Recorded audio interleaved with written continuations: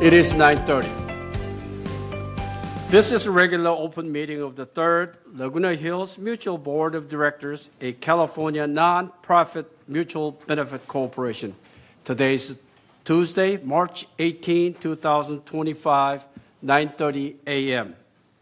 We are here at the boardroom, and the purpose of this meeting is to conduct a regular third mutual board meeting in accordance with Civil Code 4930 and was hereby noticed in accordance with Civil Code 4920. Since we have quorum, I'd like to call this meeting to order. Second, Pledge of Allegiance. Director Johnson.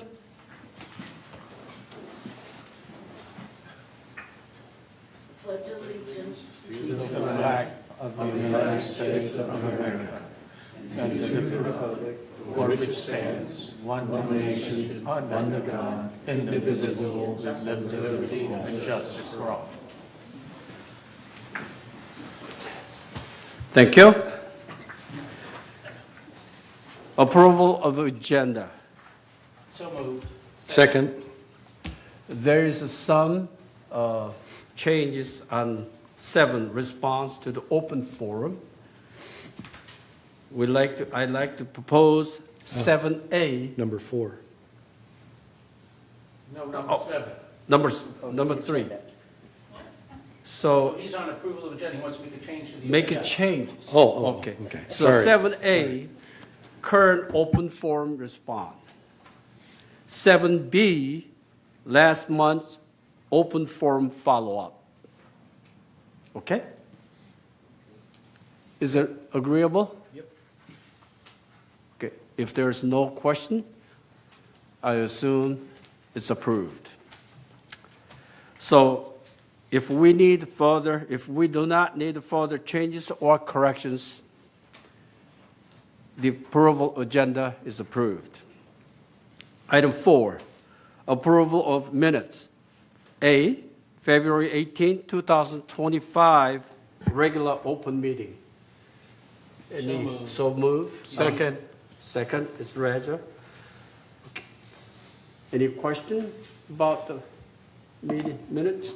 No? So, unanimous consent. We approved. Item B, March 7, 2025, agenda prep meeting. I move to approve the agenda. Second would be, I'll second. okay, Ruth second. So any concern or correction to be made with that? No? So it's approved, unanimous. 5, report of chair. Where's my script? Item 5, greetings to all of our Third Mutual members at home and attending in this boardroom. I would like to make continued comment on 2 important VMS department activities. First, MNC. Dry rot issue has affected the current status of enclosed balcony of GVA buildings. Many enclosed balcony of 4007, 4008, and 4009 need to be removed to repair dry rot. Also, many breezeway beams to be replaced due to the same issue.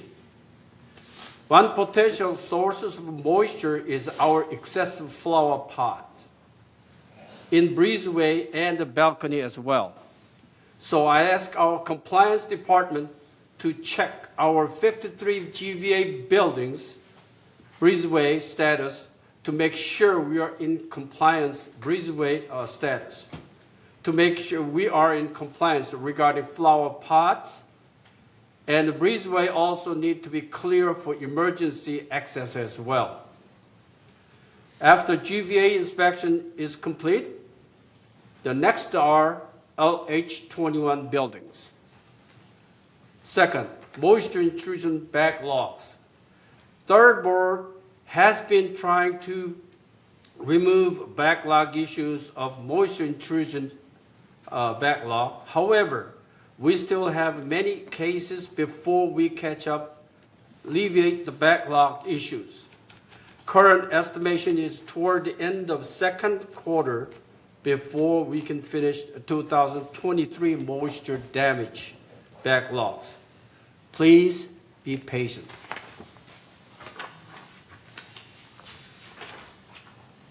Second, landscape department. The landscape team is actively addressing all the lawn repair needs and requests. Each foreman will identify and treat during the regular maintenance cycle. All existing tickets are expected to be completed within next 2 months.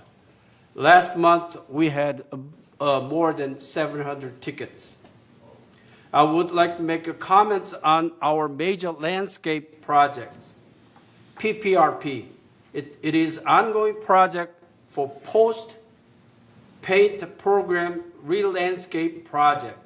Since some PPRP have been completed some area, I would like to ask our third residents to leave new plants alone. Do not change or modify anything. All new plants need time to grow. We observed already some plants been removed and fake flowers, those kind of things.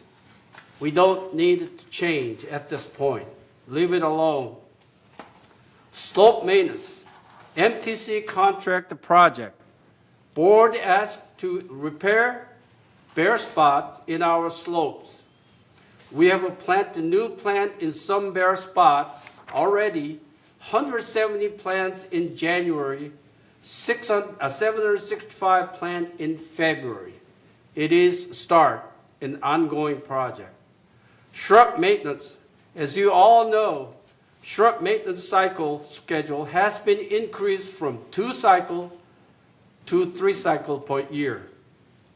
Tree maintenance, Bartlett contract, in-house service combined. If you see any poor maintenance or trim, please let us know as soon as possible. That's my comment. Thank you very much for listening. Now, item 6, open forum. Now, it is time for us to listen to our residents' comments, such as suggestions, ideas, or complaints.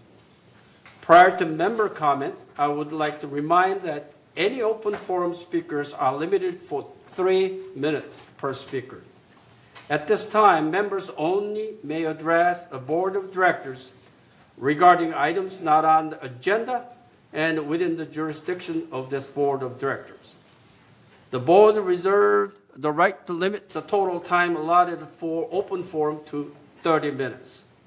A member may speak only once during the forum. Speakers may not give their time to other members.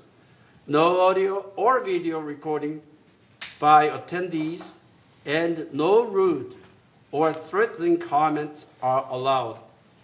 Members can attend our meeting by joining Zoom link and email meeting vms.inc.org to have your message read during the open forum. Now, Michaela, could you give us? Yes, we have 3 in-person speakers and then 1 that sent us an email that I'll read. Okay.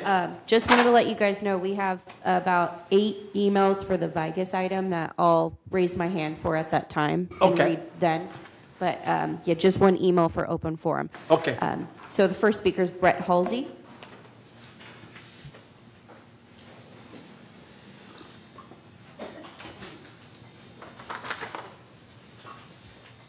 I wrote this down because you know how it is when you get to my age.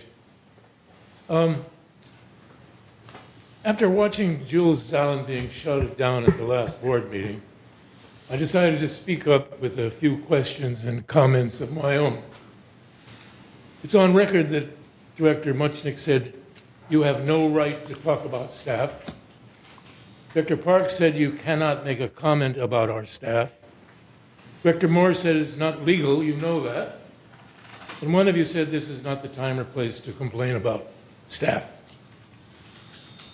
Now I'm asking, when and where is the time and or place to complain about staff? Must it be done in a closed session where we members are forbidden to witness such complaints? If so, why? And please cite the law that forbids us from participating. Plus, I've heard that the compliance department is a sort of kangaroo court set up by VMS that consists of VMS employees who are part of our security police force. Now, I would like to know how the judges are selected. Must they have some professional experience with legal mediation? Now, I was personally acquainted, as probably many of you were, with a recently deceased former uniformed member of our security police force. This gentleman's prior work experience was primarily in show business, as an entertainer. He was a very good entertainer, and I'm sure that he could have been quite persuasive as a judge, as long as someone provided him with a convincing script. And I'm hoping that you, as board members representing me and my fellow homeowners, will be able to answer my questions. Thank you. Thank you. We'll hold off response, but Sure. who's next? Let me see here. Renee Greenman. Good morning, everyone. So I'm here to address the sidewalk issue I had in the previous months. We've been traveling, and I didn't attend the last board meeting. I spoke to Bart very quickly, and it was concerning the sidewalk, who put it in, that sidewalk that my neighbors have protested to take out.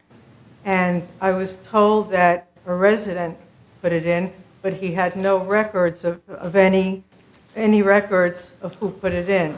And so I want to find out more about that, because if a resident put it in for emergency reasons, for ambulances or fire trucks to come in because they can't get in through the carports, I understand that. But nobody knows the history of the sidewalk, and because of that history, you're asking me to pay the $10,000 to have it removed, which I can't even do because my neighbors are protesting it, and I have a very bad privacy issue going to my front door. I've been through every unit in Via Serena North and South, and no one has the sidewalk going to their front door. Nobody. I've seen other houses where they've extended the patio and put nice brick paving that I would be willing to do and take some cost for it, but I need a solution to this problem. My neighbors need access to that sidewalk, and they have to go through my front door, the little square area in front of my front door, all the time. There's about 7 neighbors there, and I need this addressed. I mean, I'm willing to work with you guys, but I'm just so stressed from this whole situation, I want to move. And not to get off the subject, but I find out the rules and regulations of moving from condo to condo. You only have a week to move, whereas you're owning 2 units, and you have to have the income for 2 units in the 6 months that you're buying and selling. And for seniors, I just think these rules are crazy. I mean, the co-ops, they give you 6 months to move, and and you're owning 2 at the same time, and they don't let you own 2 at the same time. So I don't understand the logic of the third not giving you enough time to buy and sell. And I for one would be willing to pay HOA fees or fines, if anything, if I couldn't sell my unit. But the time they give you is crazy. But I'm running out of time. So I know I addressed 2 issues here today, but the sidewalk issue is more important to me today. And I want to know who put it in. If you've done the research, I haven't spoken to Bart. If you got an answer to that, if it's still an open issue, and where we stand with this, because I know I shouldn't have to pay this $10,000 because it wasn't put in right to begin with. I'm not responsible for that, and I don't even know who put it in, and I'm out of time. Thank you for listening, and I hope we could address this issue. Thank you. Next speaker is Jules Allen.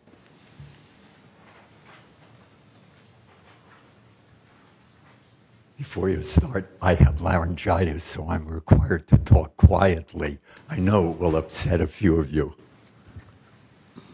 Last month's open forum included some very upsetting comments from June Simpson, who was convicted without a shred of evidence and then victimized by a rogue compliance department that lied to the board in the hopes of conning them into reconvicting her after her conviction was overturned. Members watching will remember how I urged the board to gain control of this out-of-control department. If a regular prosecutor did that, they'd be disbarred.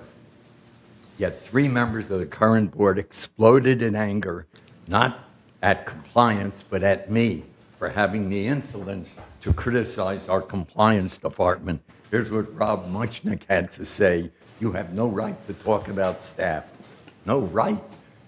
I think I had an obligation to criticize staff. To borrow a famous quote, if not me, then who? Some HOA lawyers think like Mr. Muchnick thinks, so in order to avoid any such argument, which would only be a distraction, I resigned so that I could press the only important issue that bedevils this community, our members' constitutional due process rights, which are being abused. Hey, professional recommendations by staff make a lot of sense. If Kurt tells us we have to re-level a slope to avoid a mudslide, I'd vote for that. But what expertise or even competence does compliance have that we should listen to them about how to discipline ourselves? They're just a bunch of amateurs who are desperate to win convictions solely to prove to everybody how important they are. That's the only explanation why they falsified hearing minutes and then lied to reconvict June Simpson. They wanted to be proven right, and they were willing to lie about it. Yet when I complained to the board, I was shouted down. Well, until the board starts overseeing that rogue department, you're not doing your job. And the proof of the pudding is that every single time compliance recommends changing in the rules, no matter how absurd the recommendations are, the board meekly goes along. I have a growing file of unfair and essentially illegal prosecutions, and I invite anyone who has any more to contact me. Only when enough voices are raised is it likely that anyone on this board will listen. Thank you. Thank you, Jules. Next speaker is Patricia Monet.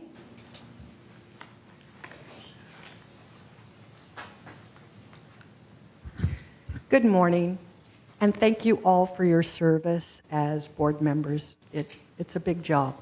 I am Patricia Hallman Minna. I am here speaking on... I'm sorry. Yeah. Siri wants to help me. Oh, good. Yeah. I apologize. Anyway, I am here on behalf of my owner. The unit number is 4004, number 1A. It is a Villa Nuevo model. It is a ground floor. This particular building is slab on grade, meaning I do not have the garages underneath us. We have dirt, we have slab foundation, and the unit. We are a ground floor.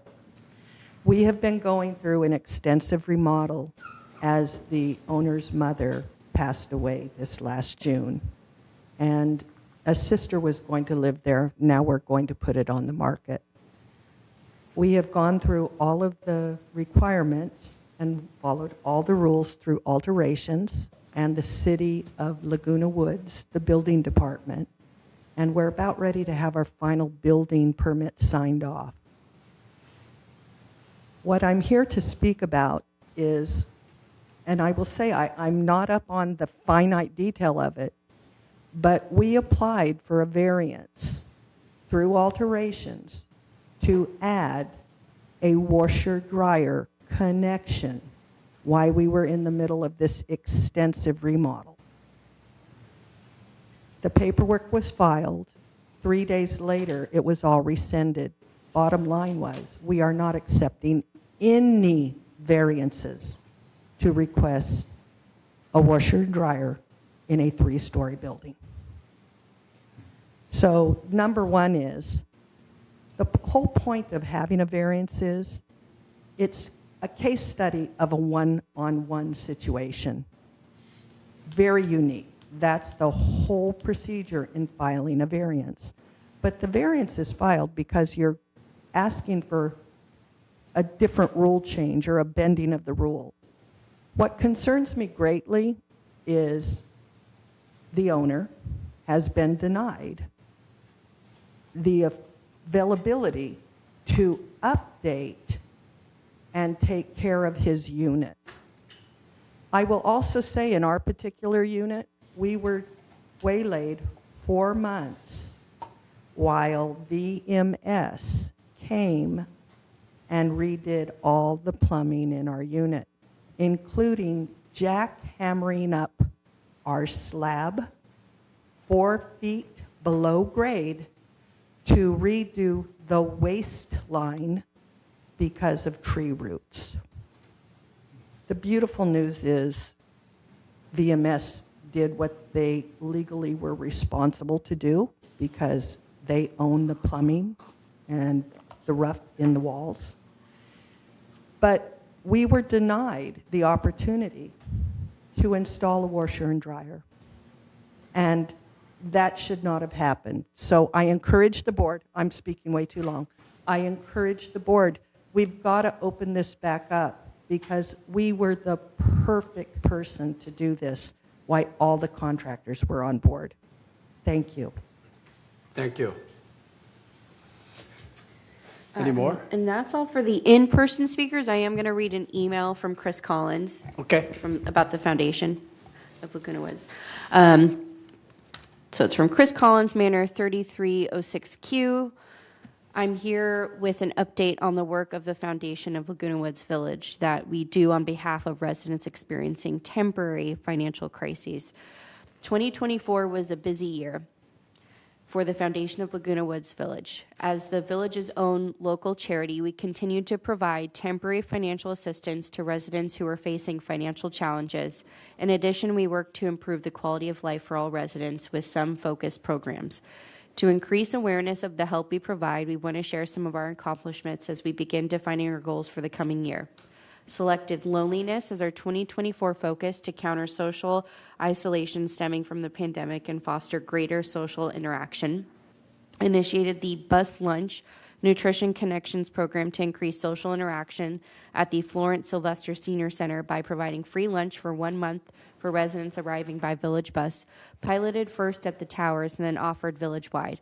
Over 50 participated, and after the 1 month free lunch trial, some residents continue in the program on their own. Completed work on the 2023 to 2024 Memorial Care Grant providing emergency response devices, or ERDs, to fall risk residents, with approximately 80 now rented, even saving the life of a 94-year-old. Continue to provide free fall prevention classes with Memorial Care for residents. Received a second Memorial Care grant this past November to provide financial assistance to residents needing hearing aids. 5 participants to date. Hearing loss is a major cause of social isolation and increased dementia risk. Residents may still apply. Organized and conducted the first free hearing loss screening for residents with over 30 screened. Participated in Village 60th Anniversary Celebration. Participated in Village Peace Day. Completed last planning for the inevitable video on the subject of hospice care. All 8 videos may be viewed on our website. Developed and publicized the foundation's first Good Neighbor program to involve village clubs to increase social interaction. Selected and funded 5 club Good Neighbor projects involving Chinese American, African American, publishing, camera, and pickleball clubs, and also included the Bai Hai Club. held first joint meeting of all Good Neighbor Club participants to foster greater interaction among clubs, distributed holiday cheer grocery gift cards to approximately 130 residents, and provided approximately $210,000 in financial aid, including grocery and gas cards, to village residents facing financial challenges. These highlights are in addition to the Foundation's continued funding of Meals on Wheels and Alzheimer's daycare. For more information about any of our services and programs, please go to our website at foundationoflagunawoodsvillage.org or contact the Foundation at 949-268-2246 or at thefoundation@comline.com. And that is all for open forum. Thank you. Now, 7A, current open forum response. Any director respond? Yes. I want to address the issue about the GVA washer and dryer. I think that was discussed a year ago. I think, the president is here, President of GVA, and it was overwhelmingly decided by the members of GVA board and all of the members that they don't want washer and dryer. And that's where it comes from. And if you guys want to change that, you can talk among yourself and decide that you want a washer and dryer, you can come back. But that was a decision made by the member of GVA, not by the board, unilaterally. If I'm wrong, I would ask, sometimes say I'm wrong, and I accept that. But that's my understanding. If you guys want it again, let us know. Stuart. Hi, I'm Stuart Hack, President of Gardenville Association. So, Gardenville Association was asked to find out from its members how they felt about having washers and dryers in our manors in order to give advice to Third Mutual Board to determine whether or not they should make a change and to start allowing it. Yeah. And it was, we had meetings, we had reviews, we had emails going out, and consistently the feeling of the people who live in three-story buildings is that this was not something that they wanted to have. And as a result, the resolution that was proposed by Third Mutual Board to allow laundry equipment in manors was rejected. And that's where it stands. Anybody who wants to take it up again, of course, is legally all right to do so, and it'll come before the board, and then the board will consider it. And one of the things hopefully the board will do is ask the people who live in three-story buildings whether this is a great idea or not. It is those of us who live in three-story buildings that experience the results of every pressure that we get on water flow in our buildings, every pressure we get from noise from people above us who are doing things, every pressure that we get from activities that are going on that disturb the peace of the people who live in the building. And it was on that basis that it was pretty consistent that members of people who live in three-story buildings don't want any addition to these things that disturb their way of living in their buildings. So Thank you, Stuart. I appreciate that. Yeah. So you. it looked like I was right. Okay. You are. The other It's a three-story building. three-story buildings. It's not a guard villa. I know, it's a three-story building. Three-story madam. building. Then I'll send a letter. Yeah, you can do that later. Okay. Please, yeah. Okay, so that good. Yeah. So three-story buildings include LH21s, and LH21s have the same issues Yes. with, as any other three-story building has, and that is the concern about the noise that is created for the affected apartments around there, as well as the other concerns about potential water intrusion. I mean, it goes on and on. Yeah. Yeah. Thank you, Stuart. The other one, I was going to, Mrs. Greenman, I'm going to ask M&C. I didn't know about this issue of that somebody put a driveway. I don't know. I mean, walkway, sidewalk. I mean, I don't think that's allowed under anything because those are common areas. People don't, usually they will put walkways or something like that. We will look into that and, definitely someone from the VMS going to get in touch with you and let you know. I don't know anything about it. That Can I say something? Sure. Come on the mic, please. The gentleman Bart that was here, I don't know. Who? Bart. Bart. B-A-R-T. Bart? Okay. I don't know what position he holds here, but he was the one that got back to me, and he said he did the research, or somebody did the research, and they said that what you said, the sidewalk was put in by a resident, and that's what they were Yeah. fighting, Okay. why I should be paying for it. I understand So- that. That's what I want to Yeah, figure so- out. I didn't know. so If that's will I- true, that's a different story. Will I get never an heard answer that. for that? And we can go back to the issue of Absolutely. changing the sidewalk? Okay. Yeah, we'll investigate that, and VMS is going to let you know if that's true or not. I don't Okay. know. That's why, it's hard to comment on that. Okay. But we'll investigate and we'll let Right. you know. Thank you very much. You're welcome. And I'm done, right? Yeah, wait. I got, yeah. Okay, thank you. Never done. You're Thank you very You're much. here. The other comment I have is about Mr. Bart Haley and Mr. Jules Zolan. I really appreciate your concern about criticizing the staff. I don't think anybody on this board is against criticizing or commenting about the staff performance, anything like that. What we are looking at is accusation, slander, or things like that, unfunded one, that we, accuse someone of something in the public arena without providing anything. And that's not a right thing to do in any, situation. We are not, we do that. We complain about, sometimes about the services, about staff and all of that, and they're open-minded and they listen. There is nothing wrong with that, complaining versus accusation and slander, and those are things we try to avoid. And I appreciate if we avoid it, but, it's up to the members if you want to continue with it. But, my comment is that let's keep it, in a civilized form, and just tell them, there is a complaint, there is about performance, and I think this board will listen very carefully, and the VMS will listen very carefully. Staff would appreciate the comment about the complaint about the services and all of that too.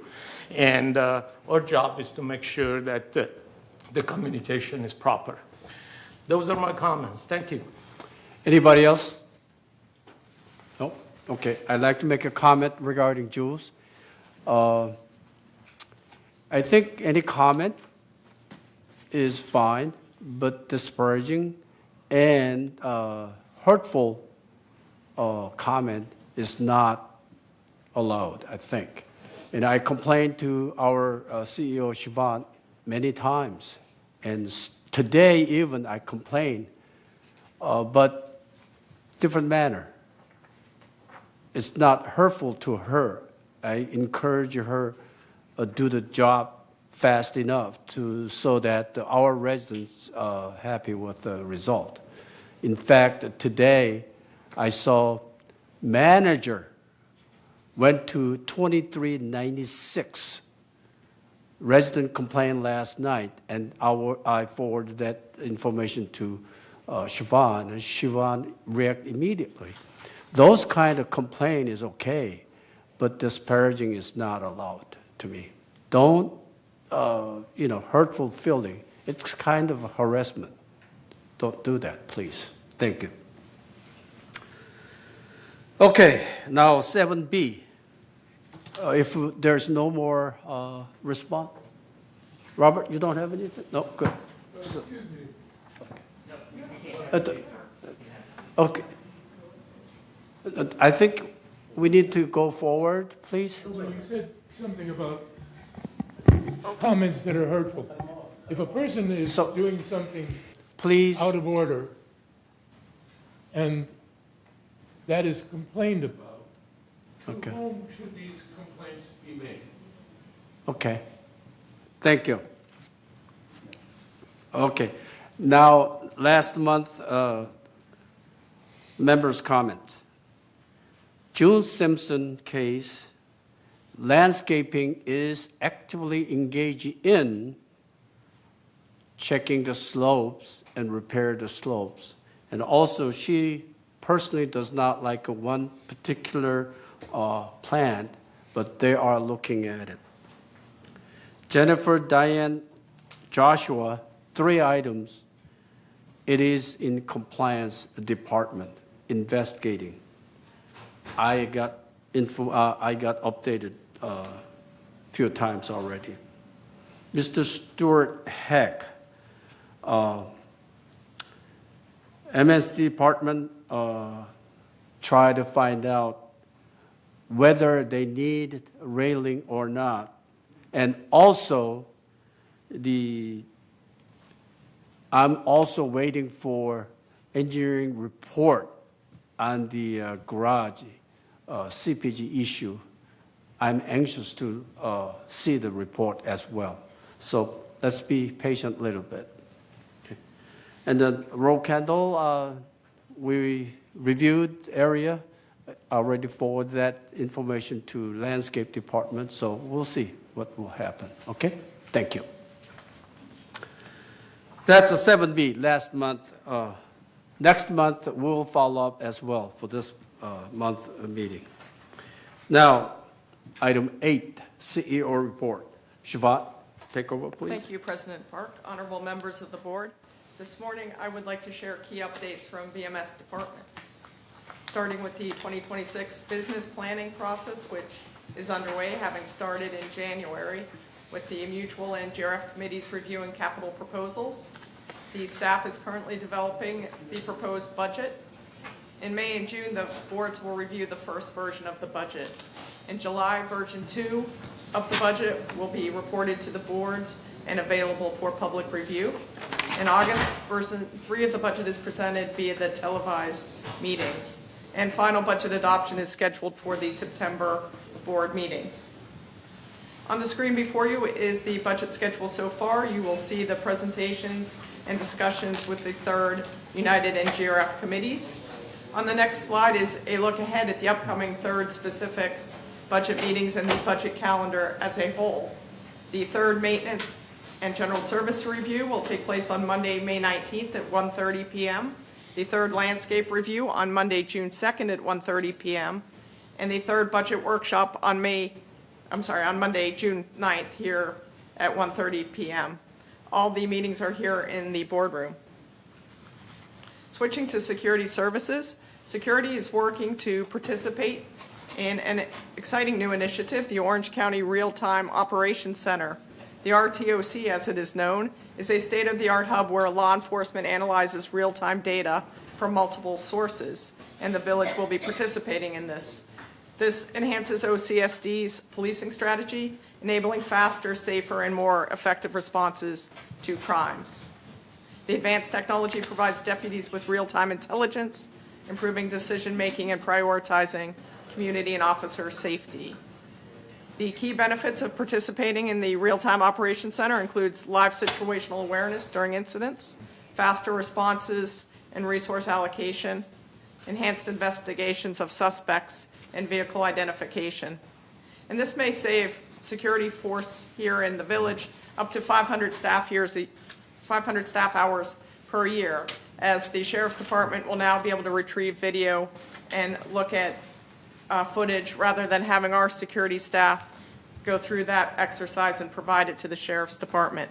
So that will enhance our ability to serve our community. This will be a phased approach to implementation. Phase 1 will integrate gate cameras with the RTOC. Phase 2 would expand to other high-value surveillance areas identified by the Sheriff's Department. Phase 3 would deploy additional fixed and temporary cameras in crime-prone areas. The impact should improve, again, improved emergency response coordination and maximize our security efficiency here in the village, taking us away from the office and putting our staff out in the field to a greater extent.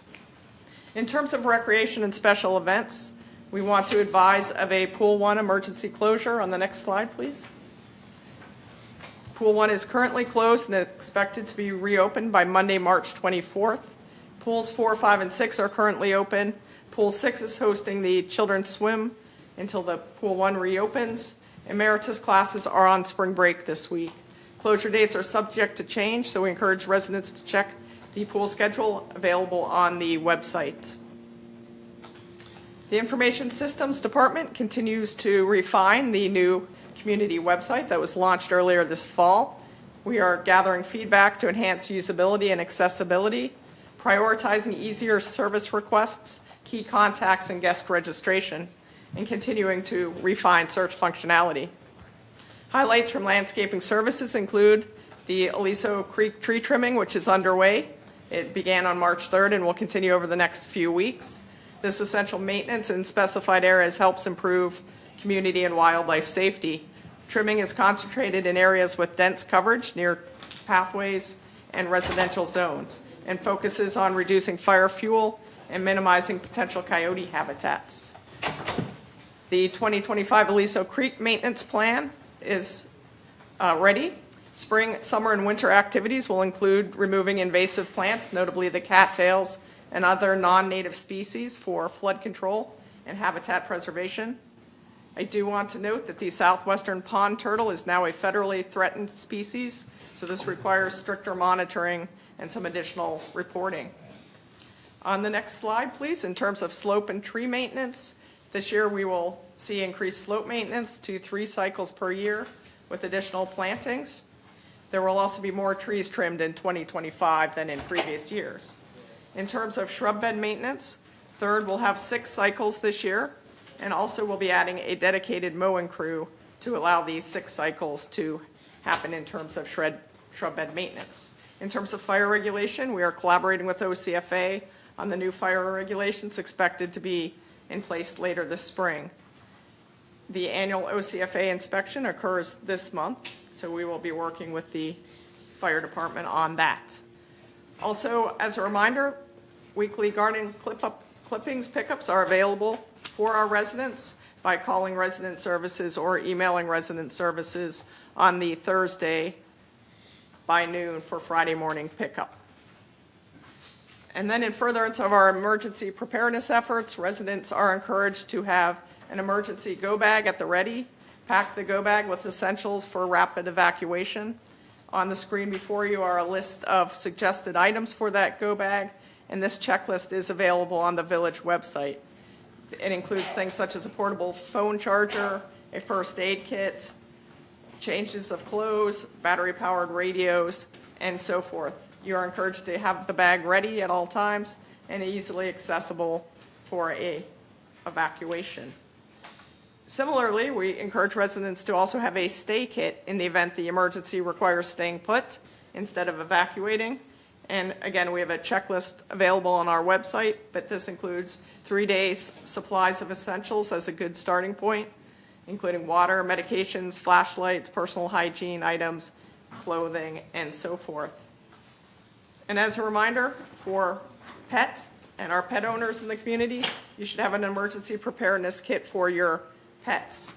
Suggested pet emergency kit items include food, water, medications, carriers, veterinarian information, current pet photo, and then on the next slide, emergency contacts, grooming supplies, comfort items, harnesses and leashes, disposable litter box for cats, and so forth.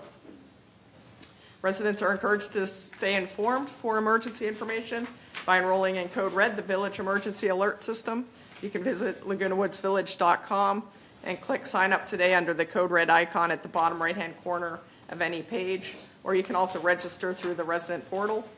Residents are also encouraged to enroll in the Orange County Mass Notification System, Alert OC, and you can do this on the county's website at ocgov.com.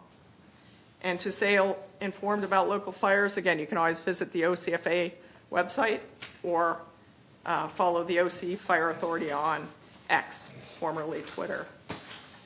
The Security Department is holding a bicycle registration day on Friday, March 21st at Clubhouse 4 from 10 a.m. to noon. Residents are encouraged to bring their bicycles to the event to keep their properties safe from thieves. Security services will take a photo of the bike and the serial number and keep that information in the department's database. Residents may also sign up using the registration form on the website and email it to security. Lastly, free tax preparation services are available. This is an IRS certified service that is operated here in the village for more than 25 years under the Volunteer Tax Assistance Initiative. 1,200 residents were served last year. Appointments are Tuesday through Thursday in the community center on the 3rd floor.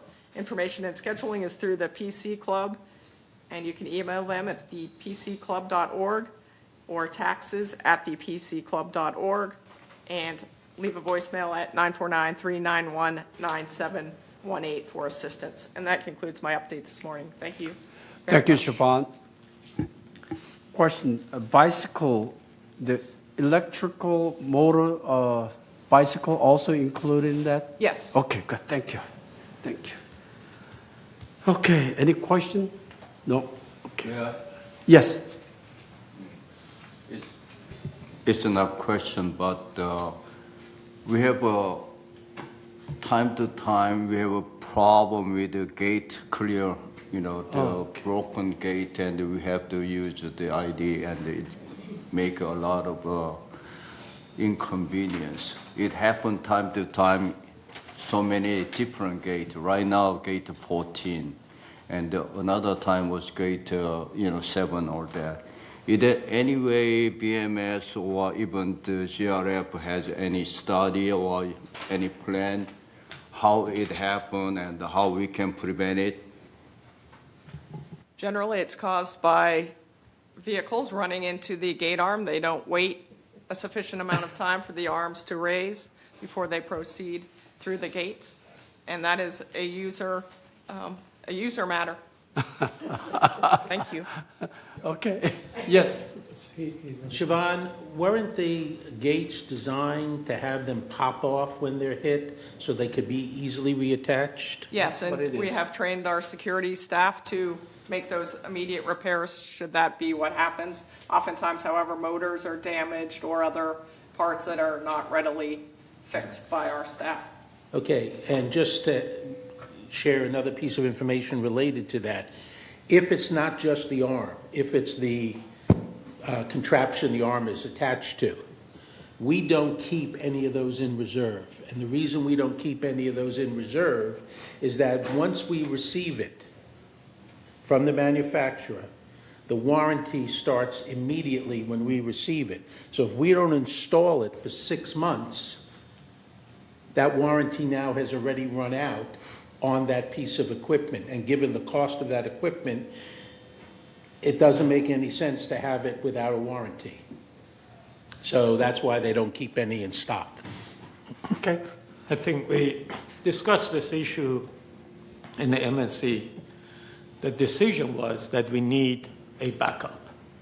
And you said it's correct that the warranty starts from time we buy it. We also discussed about probably we buy a new unit and replace one of the older units and repair them and keep them in shop when there is no warranty. And we always have at least one unit in the shop available, because I remember gate 10, it took about 3 months or something to get a new parts. And if that's how we approach it. I don't know how the VMS now looking at it. Is that going to happen? Are we going to get one and look at the one of the old one and replace it and then maintain it? That is the discussion that's ongoing. We're taking a kind of an inventory of what pieces have been damaged to see if it's just part specific or if we need a whole component. Okay. Yeah. Yes. The discussion is how we can repair, but what I think is we may have to concentrate on how we can prevent it that happen. Is there any way we can, the sensor to move up forward and then the gate will be open much earlier before it get hit? It's a balancing act between security. How long do you want the arm to stay up and let other cars free flow through? And then also the placement of where the sensor is can impact other gates if it's too far back. It can send a signal to the guest arm, for instance. So it's a balancing act. We also talked about the protection of the unit itself, not the arm, because that's the main part, because when it was hit, we couldn't get the parts. It comes overseas. So we talk about putting posts around it and make sure that when they hit, it's only, damage the arm, not the whole unit, and hopefully we can take care of the unit. But people come late at night, and this is the 55-plus community, and we might hit something. That's right. Plus trucks coming in. Exactly. Yeah. Okay, any more question? No? Okay, let's move to consent calendar. To save time, I'd like to make one motion to accept all the consent calendar A, B, C, D, E. I second. Okay, good. So any more changes you want to make? No? Okay, it's accepted as a unanimous consent. Good. Now, item 10, unfinished business. Number 8 is entertain a motion to approve revision to standard 4 air conditioning unit. It's been 28 days satisfied. So,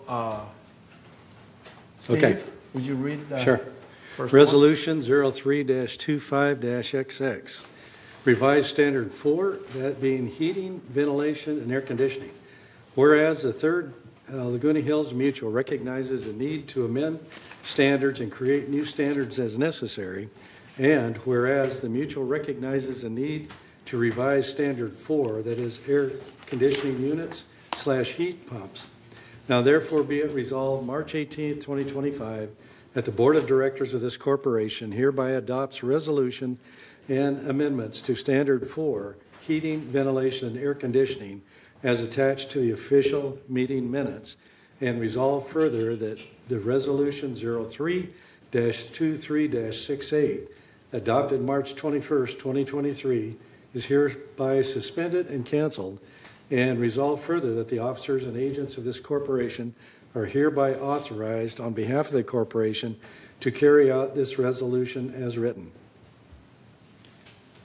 And the 28-day notification has been satisfied. Good, thank you. Any motion? So moved. Okay. And a second? Okay. You got it. Any question, any discussion? I didn't hear anything. So this is the resolution triggered by Traceway under some manners, and it's extended out too far, too much. So if there's no question, let's vote it. In favor? In favor?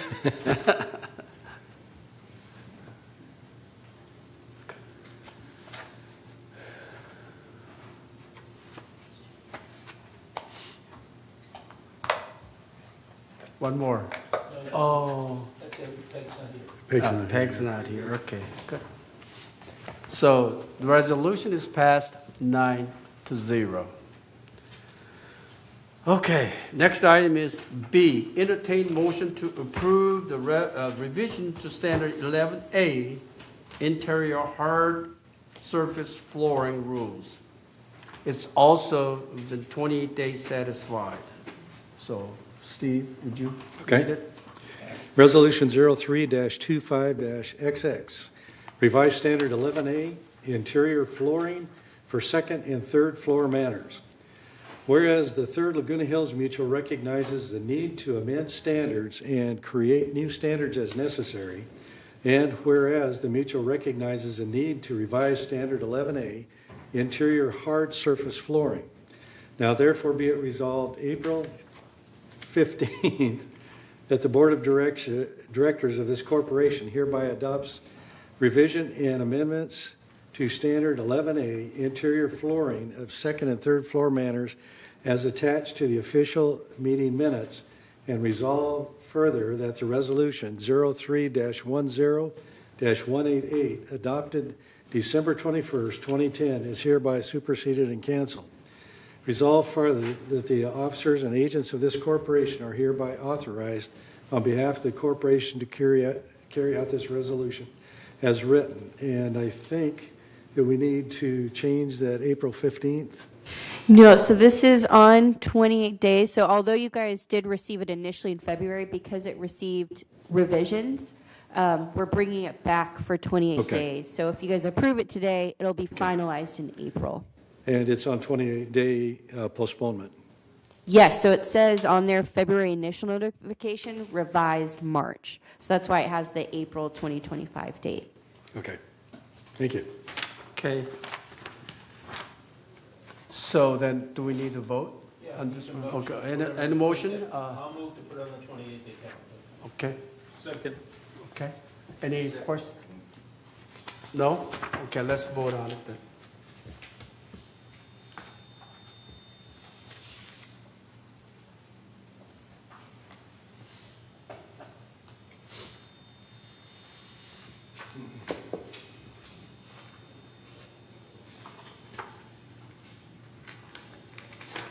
Director Wayne, can you submit your vote?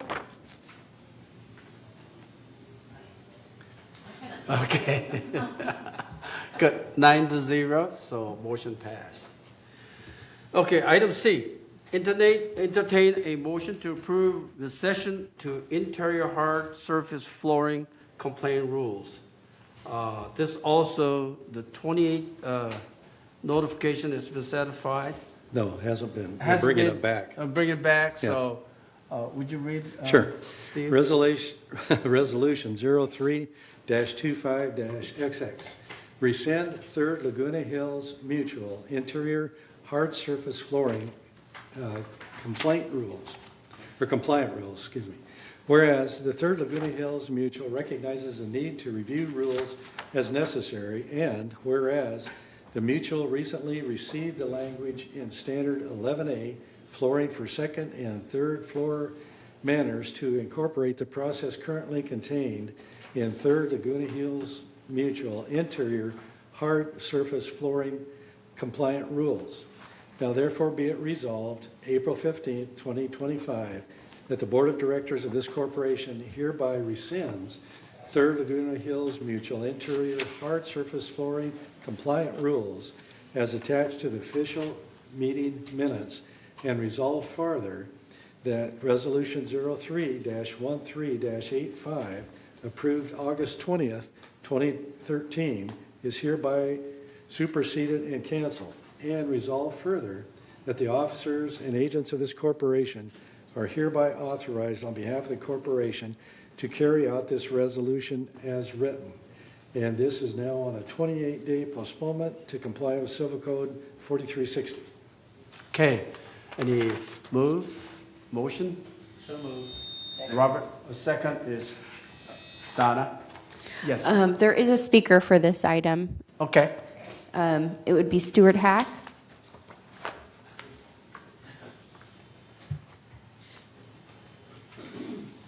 That was a placeholder. If you were going to talk about it, I wanted to be able to have the ability to comment on it. That was all.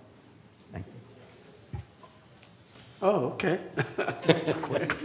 Okay, so any question or discussion about this resolution? No? Okay, I don't see anything, so let's vote.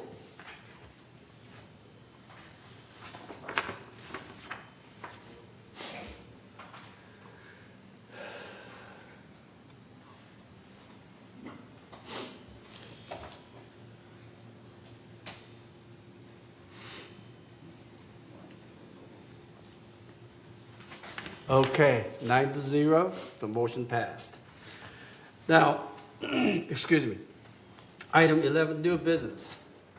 First, this is 28 notification for member review and comments to comply with the Civil Code 4360.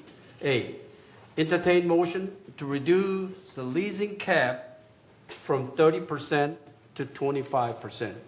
Steve, would you Okay. read, please? Resolution 03-25-XX, reduce leasing cap to 25%.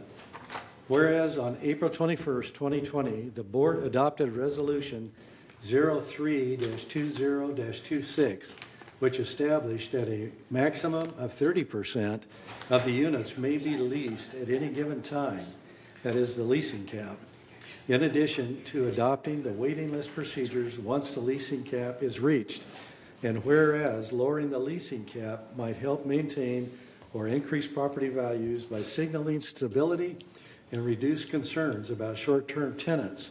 Now therefore be it resolved, April 15th, 2025, that the Board of Directors hereby approves to decrease the leasing cap from 30% to 25% effective May 1st, 2025, and resolve further that by reducing the leasing cap to 25%, those who purchased their unit prior to the adoption of the 25% cap would be grandfathered in and will not be subject to the restriction until another owner acquires a separate interest. However, members who purchased after the adoption would not be permitted to lease their units until the current leasing percentage dips below 25% or 1,526 units, and resolve further that if the leasing percentage reaches below 25%, then the waiting list can be reestablished, and resolve further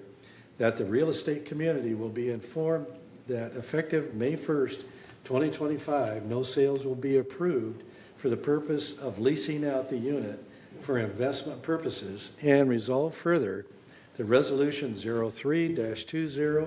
03-20-26 adopted April 21st, 2020 is hereby amended and canceled, and resolve further that the officers and agents of this corporation are hereby authorized on behalf of the corporation to carry out the purpose of this resolution. It is on a 25-day postponement to comply with Civil Code 4360. Okay, any motion? I'll move. Okay, Robert moved and then Moon second. I have a comment. Yes. Where it says that the waiting list going to be established, I think it means that waiting list going to be activated. Activated, right. Because it says established. We should have established waiting list. No, it says reestablished. Reestablished. What it means reestablish? I think react or activated, because we're going to establish during that process a waiting list, No. and then we just activate it when it goes below 25. So the idea for staff is to, when we get to that point, the waiting list will be an internal process that we'll manage ourselves. And that way, But you there's keep- less complicated. And we will establish that, correct? Okay. Yeah. Okay, I just want to make sure that Okay. it's not that we don't have a waiting list. Anybody buy with understanding that they cannot lease it, they're going to be on the waiting list. When it goes below 25, that list is going to be activated, and then whatever that they're on that list. Yes, Ruth? My only question is since it's effective May 1st, are we going to have a problem with people that are in the process of purchasing? Anyone who's currently in escrow will not fall under this. They'll be able to complete their purchase. So Okay. that's what we do with if they open escrow the day before May 1st, we have to honor that escrow date. Okay, thank you. Robert? No, that was my question. Hit the nail, huh? The internal list, that can be accessed by any other people, or only it's privileged information. It'll only be for internal use. So nobody can access it. The No, we list- don't want to have a wait list public, so it's an administrative process. Okay. I do now have a question. Yes, sir. How will the real estate community be notified? A bulletin will be sent out once this is approved. And you have a list of all the real Yes, estate we have agents? about 800 realtors that we send. Wow. All right, just want to Yeah. make sure that it's properly promulgated. Yeah, we do bulletins every month to the realtor community. Oh, I Any see. changes and anything we do, they're updated every month. We have 800 agencies? We have 800 emails Agent. on a list, whether they get them or not, most of Wow. them do. So, yeah, there's a lot of realtors that do business in the village. Wow, okay, thank you. Any more question? No? I didn't hear any, so let's vote.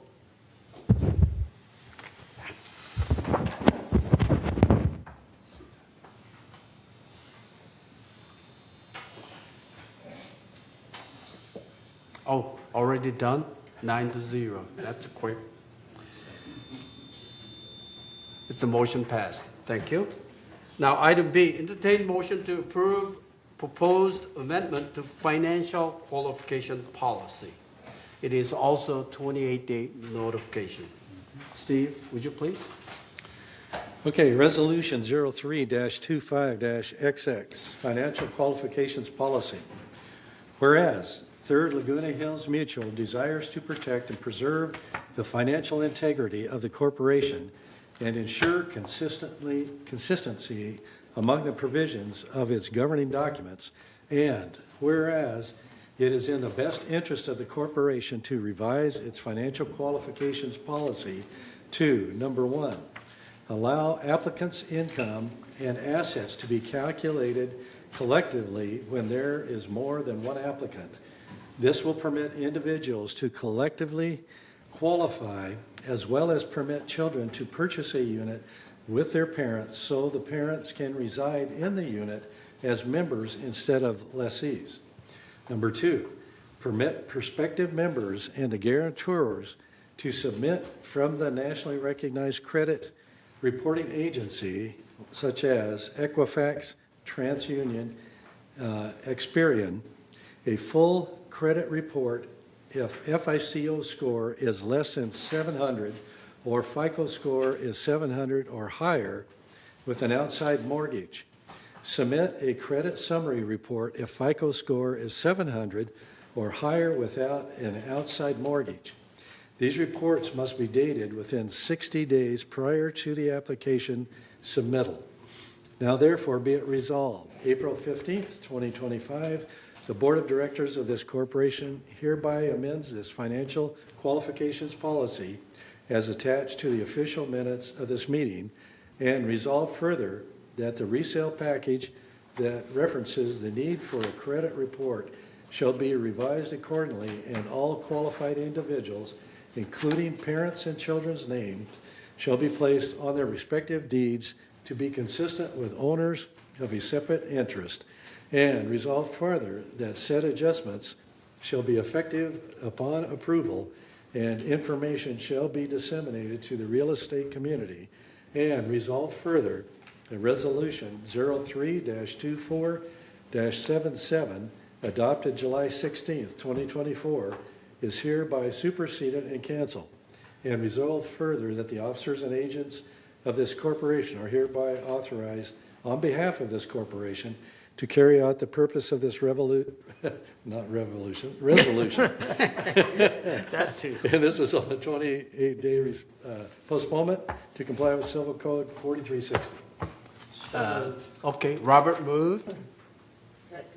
Second, Ruth. Okay. Any question or comments? Yeah, the policy committee wrestled with this for quite a while and feels that it actually will help when it works in parallel with the previous motion of reducing the lease cap from 30% to 25%, because under the new system, those individuals, adult children who have purchased a unit for their parents, that's now considered a lease to the parents. By doing this resolution, those will the new ones will no longer be considered a lease, and therefore will not address the lease cap. Okay. So that's why we support it. Any more comments or questions regarding this? Without anything, let's vote.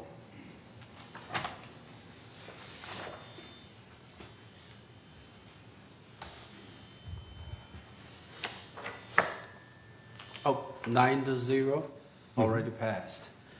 Motion passed, thank you. And item C, entertain motion to Thanks, approve. Jeff.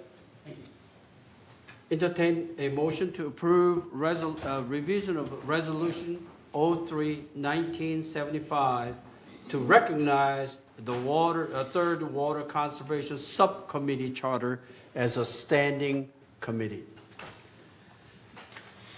Okay, do we need read this? Yeah, resolution. As well? Resolution? Yes, please. Okay, Resolution 03-25-XX, Water Conservation Committee Charter. Whereas on July 16th, 2019, the board adopted Resolution 03-19-75 that pursuant to Article 7, Section 1 of the bylaws, a Water Resource Committee was established as subcommittee for this corporation. And whereas this committee charter is intended to provide general oversight and recommendations to ensure the efficient management of water resources in Third Laguna Woods Mutual and the interest of all its members. And whereas this charter is being adopted by the third board to recognize the third Water Conservation Subcommittee as a standing committee. And whereas on March 6, 2025, the Landscape Committee approved the recommendation to update the current committee charter. And now therefore be it resolved, March 18th, 2025, the Board of Directors of this corporation hereby approves the updated charter of the Water Conservation Committee as attached to the official minutes of this meeting, and resolve further that the officers and agents of this corporation are hereby authorized on behalf of the corporation to carry out this resolution. Any motion? Donna. Donna? I definitely, as chair of the Water Conservation Committee, I definitely move approval. Okay. So. I second that. Okay. Reg, second. And in terms of a comment? Yeah. Since it's second. As far as comments, any comments? Yes. Or? Yes. Yeah, I just, I want to thank the board. I want to thank residents who supported our doing this. A full committee gives us a certain amount of not just stature or status, but we now have 5 members on the committee instead of only 3 when you have a subcommittee. Water conservation is so important, and just to remind everybody, and we always need to be reminded of this, we have virtually no source of regular supply of potable water within the area that we have within this area. And we import virtually 100% of all of our potable water. It's expensive, and it's not, the supply is not always reliable. So it's something we really have to think about all the time, and therefore, thank you to everybody who supported this. Thank you. Any more comment or question? I move we vote. Okay, let's vote. One more. Yes. Motion passed. Thank you, board. Now, next item is item D, motion to rescind a directive to remove decorative architectural round wood element, so-called Vegas, during prior to paint program for remaining buildings. So we are rescinding the prior board request to remove the Vegas. Mr. Chair, Yes. I have problem with this resolution. On the one to the last paragraph, resolve further, said the Board of Directors hereby approves the restoration of the decorative wood elements with new marine grade treated wood Vegas on the building that previously had Vegas removed. We didn't do that. We only talk about the building that have Vegas, and then, you know, during the paint program, we're going to install the marine treated one, not the one that have been removed in the past. So this resolution had problem. Okay. Any? Staff did notice it, and we reached out to the Maintenance and Construction Department, and they confirmed that this wasn't acknowledged at the committee, but if on the staff report, it is a recommendation from staff. On there, I think it's the second bullet or number on there under recommendations, so they added that into the resolution as well. Are you satisfied with the? You're saying so it comes from. No, I'm confused. The staff, you're saying the staff recommends that. Yes. It's a staff recommendation that wasn't brought to the committee. That as they go around and do the paint on those older buildings that had the Vigas removed, they'll use the marine grade to reinstall the Vigas as they're doing the paint cycle. And that not what we approved. Next to paint cycle, he's No, talking. we did not approve the building that already have the Vegas removed. We said that they're gonna stay as is. The only building that they're gonna replace the Vegas are the 21 of them left, or 14 of them that have Vegas on it. And we decided those Vegas we're gonna not touch, and we're gonna put with Marine. The one that already done, we are not gonna touch. Yes, now, Anyway. Mr. Gomez? Yes, thank you, members of the board. I appreciate the opportunity to provide some clarification. It's not unrealistic to understand there might be some confusion. At the M&C committee, when this item was discussed, there were several motions made. Some passed, some didn't. We went back and reviewed the video of the meeting and recorded accurately what was voted on. So in the meeting, the only item that the committee voted on was to rescind the directive to remove them. There was no motion made, and there was no formal action taken as to what to do with the buildings that either are remaining or are had previously been removed. There was discussion, but there was no motion made. Therefore, we're bringing this before the full board. You can, staff's recommendation is, as stated in the staff report, that those buildings that had the Vigas removed over the last 10 years, that they be restored as part of the paint program. When the next time we get to that building, whether it be 2 years from now, 5 years from now, 15 years from now, at that time, we're recommending that the building be restored to its original architectural design. That's not the committee's recommendation. The committee didn't make a formal action. They discussed it, but they took no formal action. And if you can review the minutes that were of the meeting. So we're making that recommendation as a staff level. The board can decide to do something different, or you can accept the staff recommendation for that. Okay, yes, you? Mr. Gomez, I think as I understand, okay, whatever it has been done, we are not going to touch that. Okay, that was the committee consensus. If we didn't make any motion, that was committee consensus. Whatever we decided was looking forward, whatever forward, we are not going to cut it anymore. That was our consensus, and that's what I thought. I vote on it. Right. Thank you.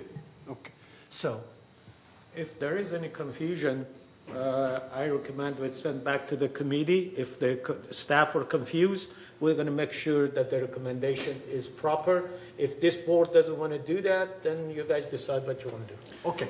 So Steve? My recommendation would be to table it then and send it back to committee. Yeah. That's two different let's make a motions. motion. Yeah, table is one motion, send it back to Okay. committee is a different Yeah, motion. I think we should So send it back. I think you want to send it back to Send it committee, back. because if you table it, it comes up next meeting automatically. Okay, yes. Okay, I make a motion this be sent back to the committee. Okay, who's the second? I'll second it. I'll Okay. second that. Let me- There's a second, and? I'll just make a comment. Yes, please. As I remember the discussion about it, I think I was the only one who wanted to use the marine grade to reinstall on the ones that had been removed.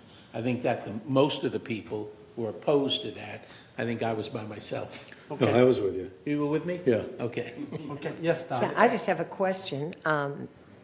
Do we even have the old Vegas somewhere, or is this starting from scratch and having to obtain some that would match the I was architecture? taking them out of the new marine grade. plot. Right. Oh, okay. So I don't So know we'd have- whether we restored, They would have maybe the same Mr. look. Gomez. Yeah. The whole We're discussion was that. of course happy to take this back to committee. You have all 5 committee members here.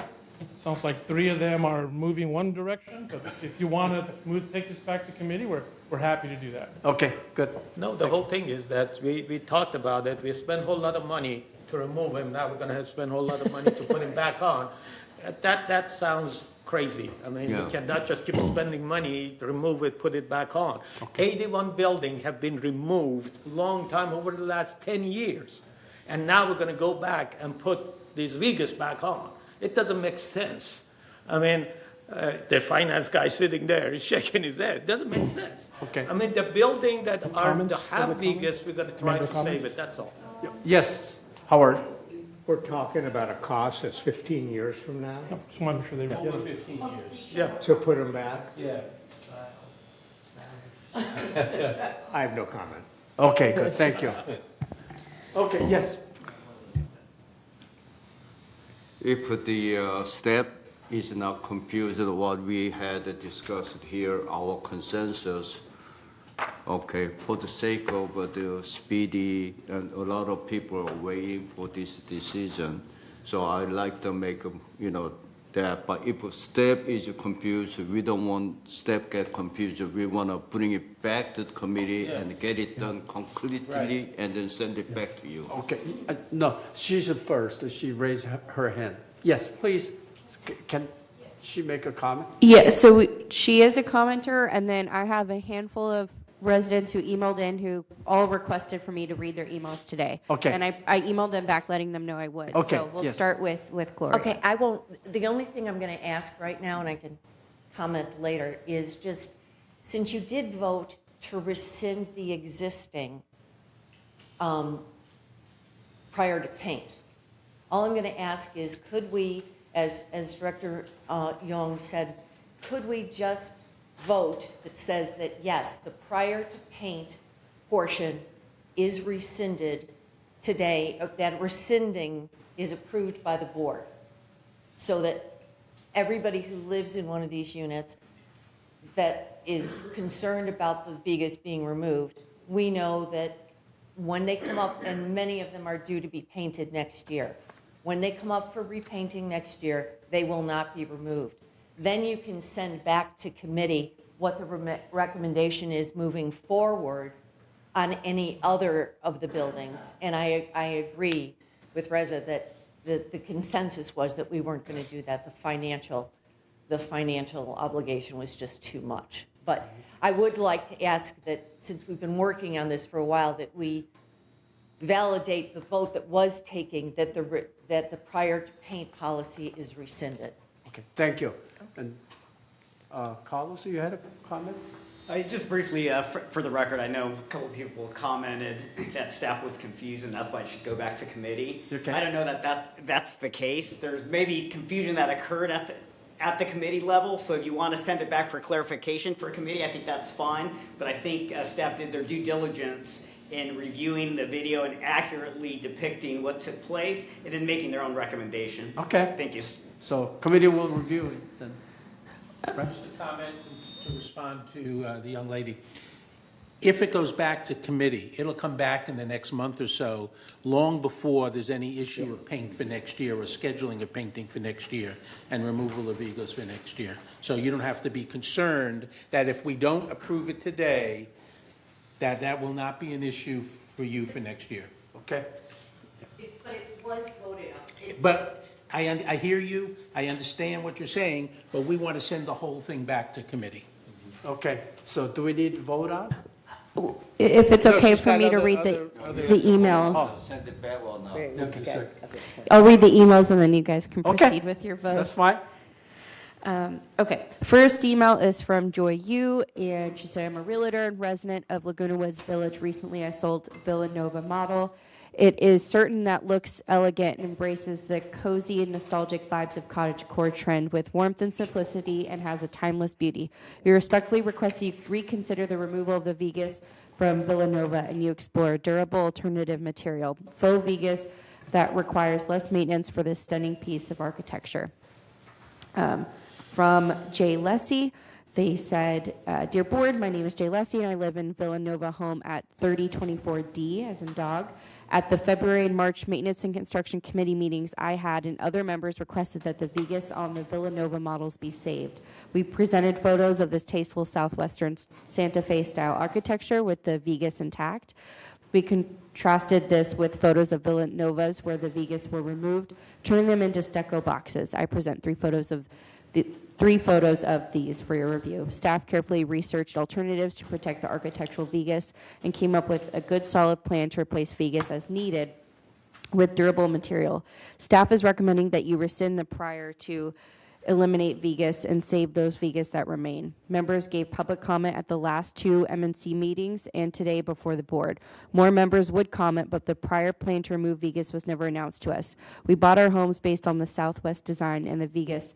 Please retain the architectural integrity and curb appeal and our property's values. From Sharon and Rick Geeham, they said, "Dear board members, please support the decision of the Maintenance and Construction Committee and the request from residents and vote to keep the Vegas. It is very important to us to keep the historic and architectural character of our community by allowing the Vegas to stay. Please let us keep the beauty of our buildings and that we greatly enjoy."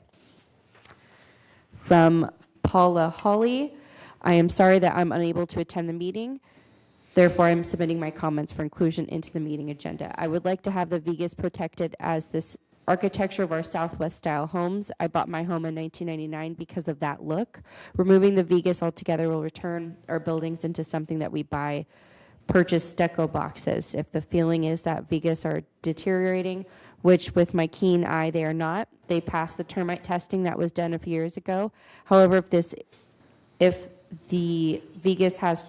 has changed, and in order to keep the Southwest style, please replace them with maintenance-free faux Vegas. These are readily available and cost-effective. Still, I would rather keep the originals." We have just a few more.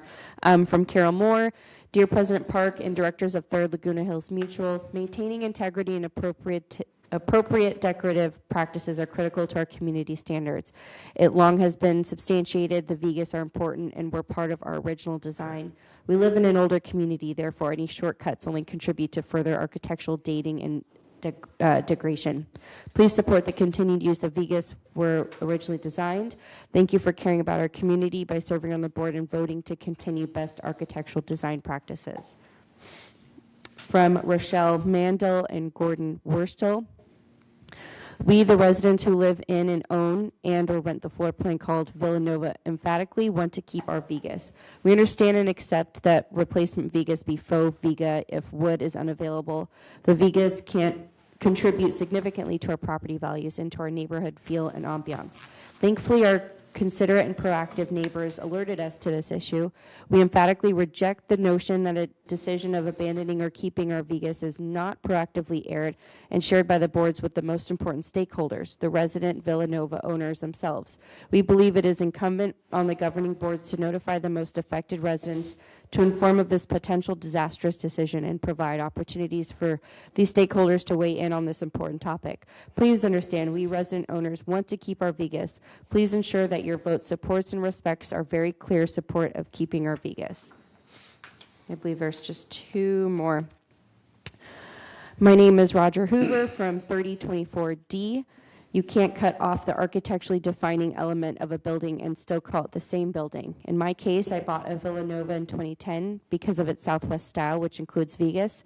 To remove the Vegas turns it into a bland box, devoid of any architectural significance, an eyesore. Vegas can easily be maintained and will not leak if done properly.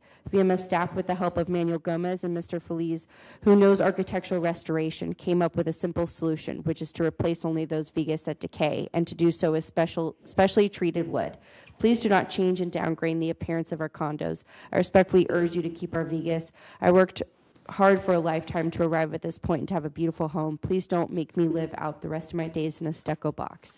And the final email is from Brian May.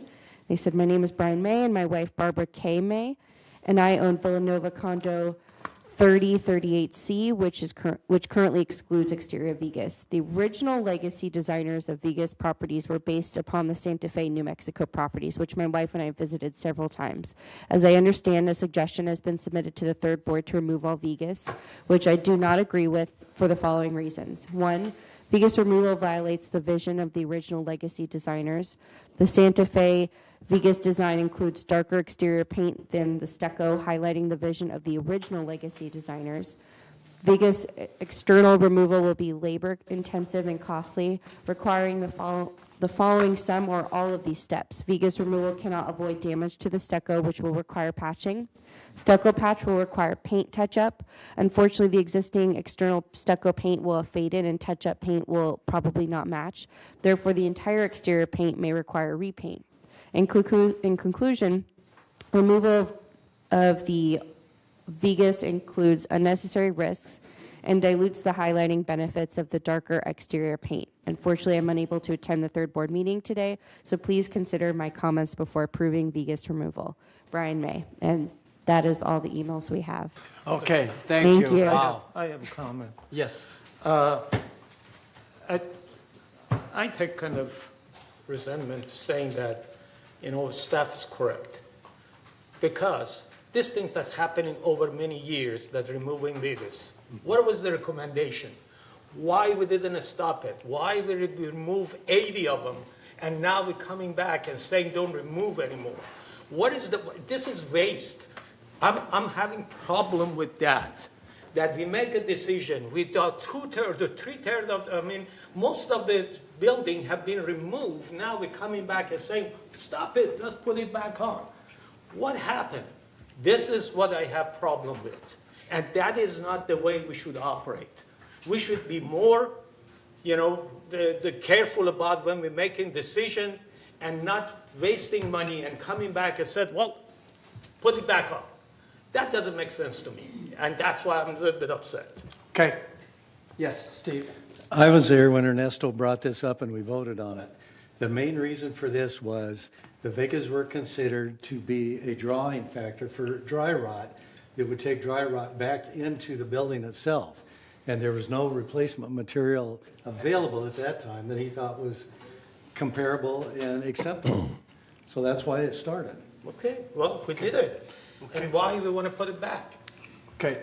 Any more comments? There's acceptable material now. We have two things. Doesn't make sense. We have a motion on the floor Yes. to send this back to committee. Right. Given the fact that we have the whole board, we've heard all this discussion and everything else, what if you withdraw your motion and we just vote on the resolution as it exists in toto? If it gets voted down, then it would automatically go back to committee would go back to the drawing board anyhow. If it gets approved, then we're done. Okay, on your recommendation, I withdraw my motion then. Okay. Then I'll make a motion to approve this as it exists. I haven't read it yet. Well, go ahead and read it. Can I also remind the board that this is on 28-day notice, Yes. so Right. it will be brought back again. So if Right. there are any changes in between now and the next board meeting, that can occur. Right. Okay. That's why I want to vote on this. Okay. So, I need to read it. Yes. yes, please. Resolution 03-25-XX, decorative architectural round wood elements, better known as Vigas. Whereas in June 2016, the Board of Directors discussed dry rot concerns associated with the decorative 5-inch round wood post called Vigas that protrude through the stucco and directed staff to provide solutions to the Maintenance Construction Committee. And whereas in September 2016, the Maintenance and Construction Committee directed staff to discontinue the replacement of the wood elements and infill with stucco as a mitigation solution during the prior to paint program. And whereas there has been an interest from members in the community in preserving and restoring the character-defined features of the building structures, and whereas on March 3rd, 2025, the Maintenance and Construction Committee voted to recommend that the Board of Directors rescind the 2016 directive, and whereas staff is seeking direction from the Board of Directors on the restoration of buildings that had Vigas removed. Now therefore be it resolved on March 18th, 2025, the Board of Directors of this corporation hereby rescinds the directive to remove the decorative architectural round wood elements during the prior to paint program. And resolve further, the Board of Directors hereby approves the restoration of the decorative wood elements with new marine grade treated wood Vigas on buildings that previously had Vigas removed. The restoration to be done as part of the future exterior paint program work. And resolve further that the officers and agents of this corporation are hereby authorized on behalf of the corporation to carry out the purpose of this resolution. It is now on 28-day review. Okay. Also move. Okay. Robert moved. Who's second? I'll second. Okay. Steve second. Well, Any- this is not, that Yeah, for the paragraph next to the discussion. last is not the wishes of this is staff recommendation, not the committee recommendation. Okay. So you want to, based on that, then, that's all power to you. Okay. So, yes. Yeah, when you look at for the discussion, when you look at the 1, 2, 3, third, the preserving and the restoring has a problem. If it is, we have to restore. Yeah. Okay, and then also, staff is seeking directive. And then they said restoring of a building. So what as written is we are asking them to restore. It's against what the Reza say, what I voted for. Yeah. Okay. So as it is, I'm not going to vote of it. Okay. Yeah. I understand that. That's why. Yeah. Okay. I understand that. Let's vote it. Yeah, I'm let's gonna vote it. Let's Yeah. vote. If Yeah, it let's pass, vote it. pass. Yeah. Okay, let's vote.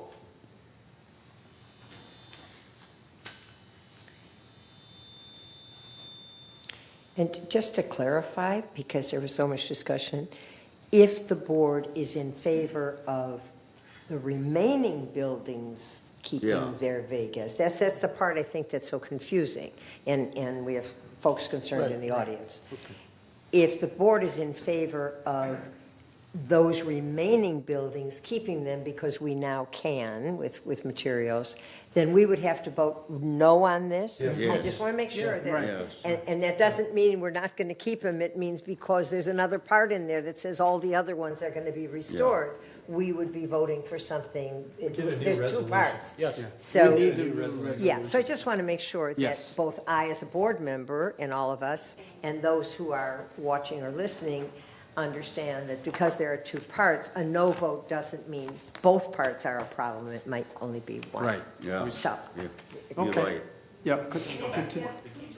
Yeah, we can't go back and forth. Let's vote, please. Two missing. Yeah, that's done. So it's voted Okay. down. Yes, 3, no, 6. So this resolution is voted out, not passed. Thank you. Now, I would like to make a motion to send this back to the M&C committee for further discussion.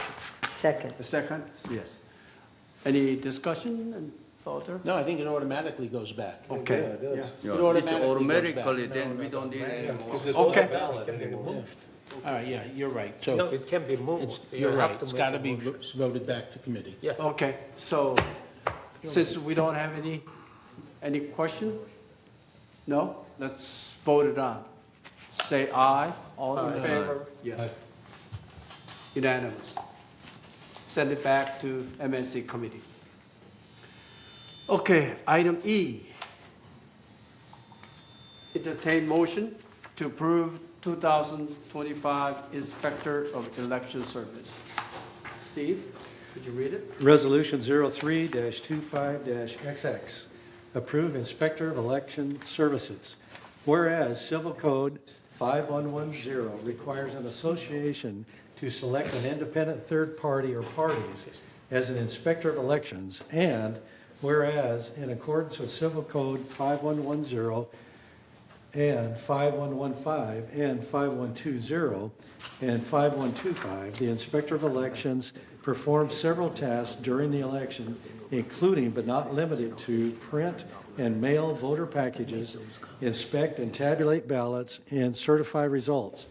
Now therefore be it resolved, March 18th, 2025, that due to Unelect Corporation's agreement to conform to the criteria established in the specifications as Inspector of Election and its familiarity with the community, the Board of Directors of 3rd Laguna Hills Mutual hereby approves Unelect Corporation to perform Inspector of Election services for the 2025 election of directors And resolve further that the officers and agents of this corporation are directed on behalf of the corporation to carry out this resolution. Any motion? So moved. Robert moved, and second? Moon second. Any discussion regarding this election pick? Okay, well, so let's vote. Robert, vote. He goes out. Oh, he did. Oh, he already voted. Okay. Oh, we did one more. Who did? Peggy. Craig. Say yes or no. It's got no. Oh, good. Now it's 9-0. So yes 9, no 0. So motion passed. Now next item is I do not believe we need to read the resolution, right? Am I correct? Paul. Next two items. Resolutions. They're read in. I believe these were pulled off the consent calendar initially. That's correct. If you want, I could read them if Steve needs a break from reading resolutions. I can continue reading. Yeah, well, Okay. Steve can continue reading. Okay. So next item is approve landscape alteration request for artificial turf located at 5042 Avena del Sol. Steve? Please. Okay, resolution 03-25-XX. Approve the request to install artificial turf at 5042 Avenida del Sol. Whereas on March 6, 2025, the Landscape Committee reviewed an alteration request from the member at 5042 for the removal of existing turf and installation of artificial turf for the area in the front, sides, and back of the unit at their expense. And whereas the committee recommends approving the request for the installation of artificial turf at the member's expense located at 5042 Avenida del Sol, and whereas the resident must follow Resolution 03-24-110 Artificial Turf Guidelines and Standards. Now therefore be it resolved, March 18th, 2025, the Board of Directors approved the request to install artificial turf at 5042, and resolved further that the officers and agents of this corporation are hereby authorized on behalf of the corporation to carry out this resolution. Any motion? I'll move. Okay, Robert moved. Who's second? Steve second. Yeah. Any discussion regarding the artificial turf? 5042. I guess I'm not on the landscape committee. Yes. And I don't know much about artificial turf. I do know that there's artificial turf at the dog park. Okay? And that the artificial turf, because of the way it's structured, my observation, and I don't know that this is the case with, I guess Kurt can speak to it, the drainage system doesn't work, and the smell from dogs over a period of time on artificial turf is just absolutely awful. Okay. So given that, I mean, that people will be walking by with their animals, how would this turf be different from the kind of, grass turf that we currently have? Yes, Kurt, could you answer, please? Morning. Still morning. Yeah. I understand Director Muchnick's concerns. The dog park gets a volume of animal feces and urine that you wouldn't see on your neighborhood unless you have dozens of dogs there all day, every day. There are ways around, if that issue does present itself, there are products designed for that. Whether or not the city's actually using them at the dog park, my municipal history is we did use products that did do away with the smell. We've had a lot of success in public areas, non-dog park public areas with artificial turf. It has its upsides and it has its downsides. But I think what your concern is here as far as a residential property is misplaced. I don't think you will have the dog urine smell. Rain washes it away, the mist washes it away. I don't think you'll have the issues here as you would at a dog park. Okay. Any more question?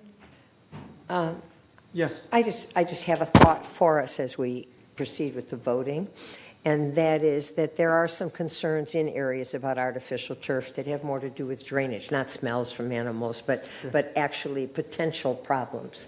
And so it does say in this particular resolution that it's in compliance with our policies. Those policies may change as artificial turf becomes more developed as we recognize more of the problems, because I am very concerned, and the landscape department is concerned, the landscape folks are concerned, that we don't do anything to harm trees, that we make sure there's enough drainage for them.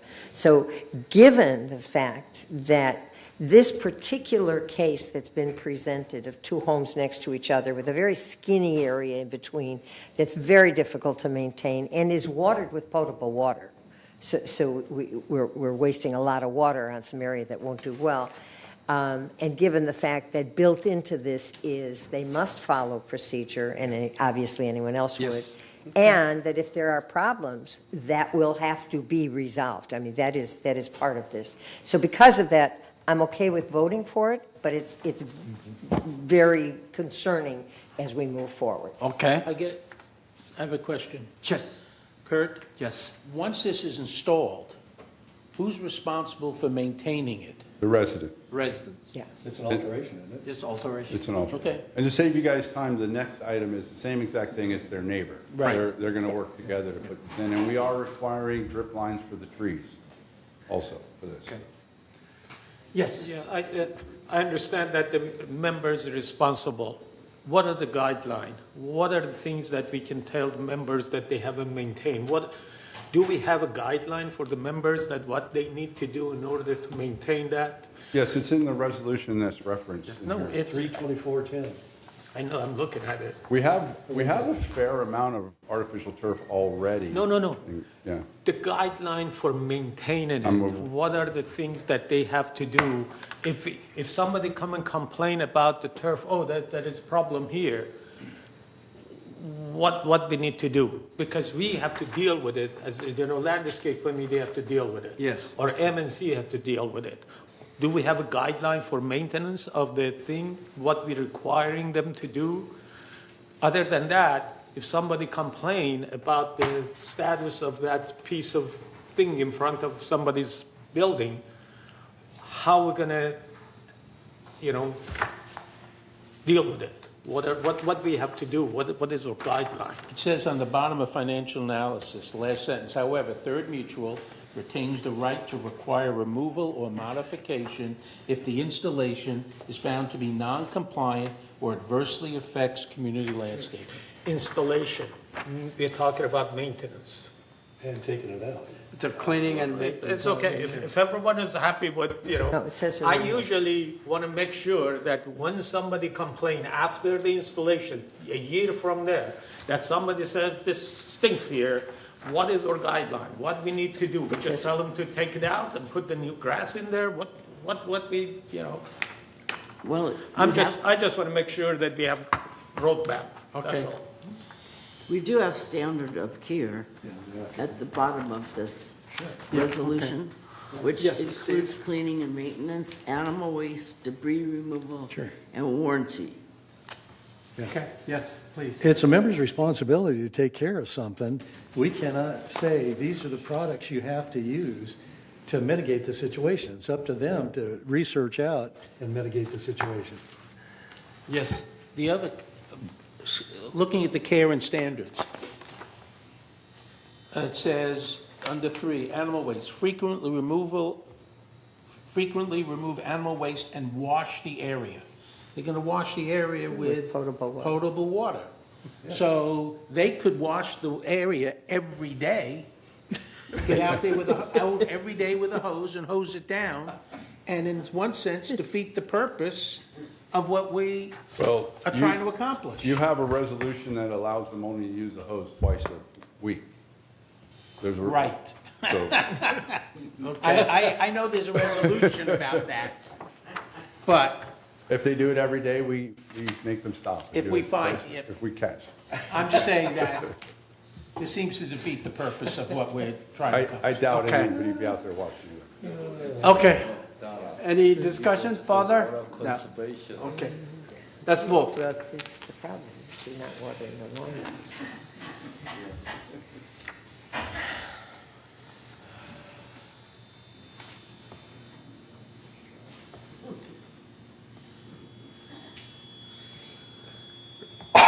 Two more. Who's next? No, you got 'em all. That's nine. All. 7 yes? 2 abstain. 2 abstain. Good, thank you. And the resolution passed. Next one is the same resolution for location of 5043. Steve, please. Okay. Resolution 0325-XX. Approve the request to install artificial turf at 5043 Avenida del Sol. Whereas, we'll take out one of those, on March 6, 2025, the Landscape Committee reviewed an alteration request from the manor of 5043 for the removal of existing turf and installation of artificial turf for the area in the front, sides, and back of the unit at their expense. And whereas the committee recommends approving the request for the installation of artificial turf at the manor's expense located at 5043 Avenida del Sol. And whereas the resident must follow Resolution 03-24-110, artificial turf guidelines and standards. Now therefore be it resolved, March 18, 2025, Board of Directors approve the request to install artificial turf at 5043. And resolve further that the officers and agents of this corporation are hereby authorized on behalf of the corporation to carry out this resolution.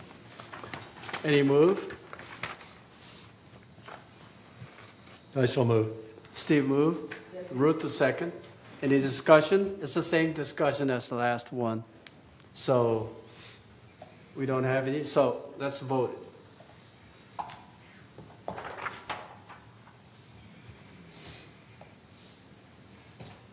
The same thing, 7 yes, 2 abstain. And it should Thank be you. the same. Thank you, Kurt. Our business is done, finally. So item 12, third mutual committee report. First, finance. Donna, Okay. take away, please. Yeah, all right.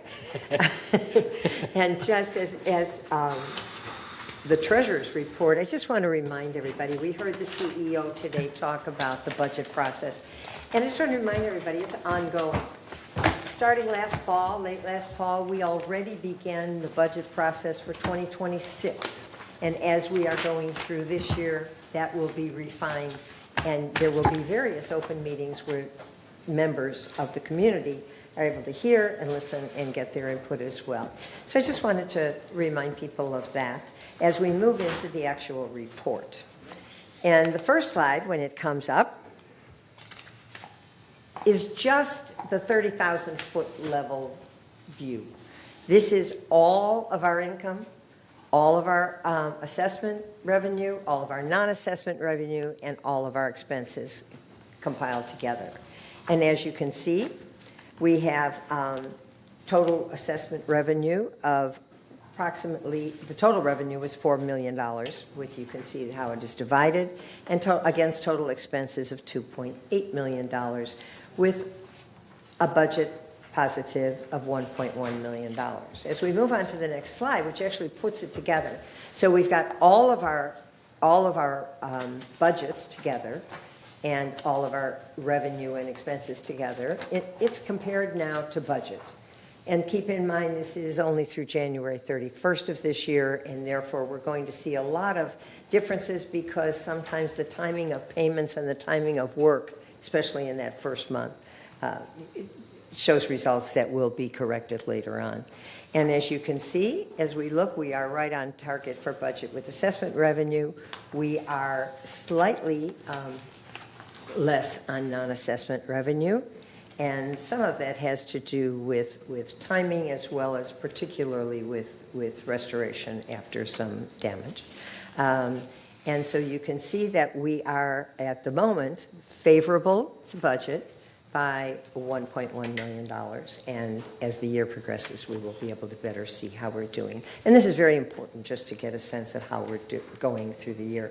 As we move on to the next slide, this shows any extreme or the major variances. And you can see it looks really good that outside services have a variance of close to $1 million in our favor.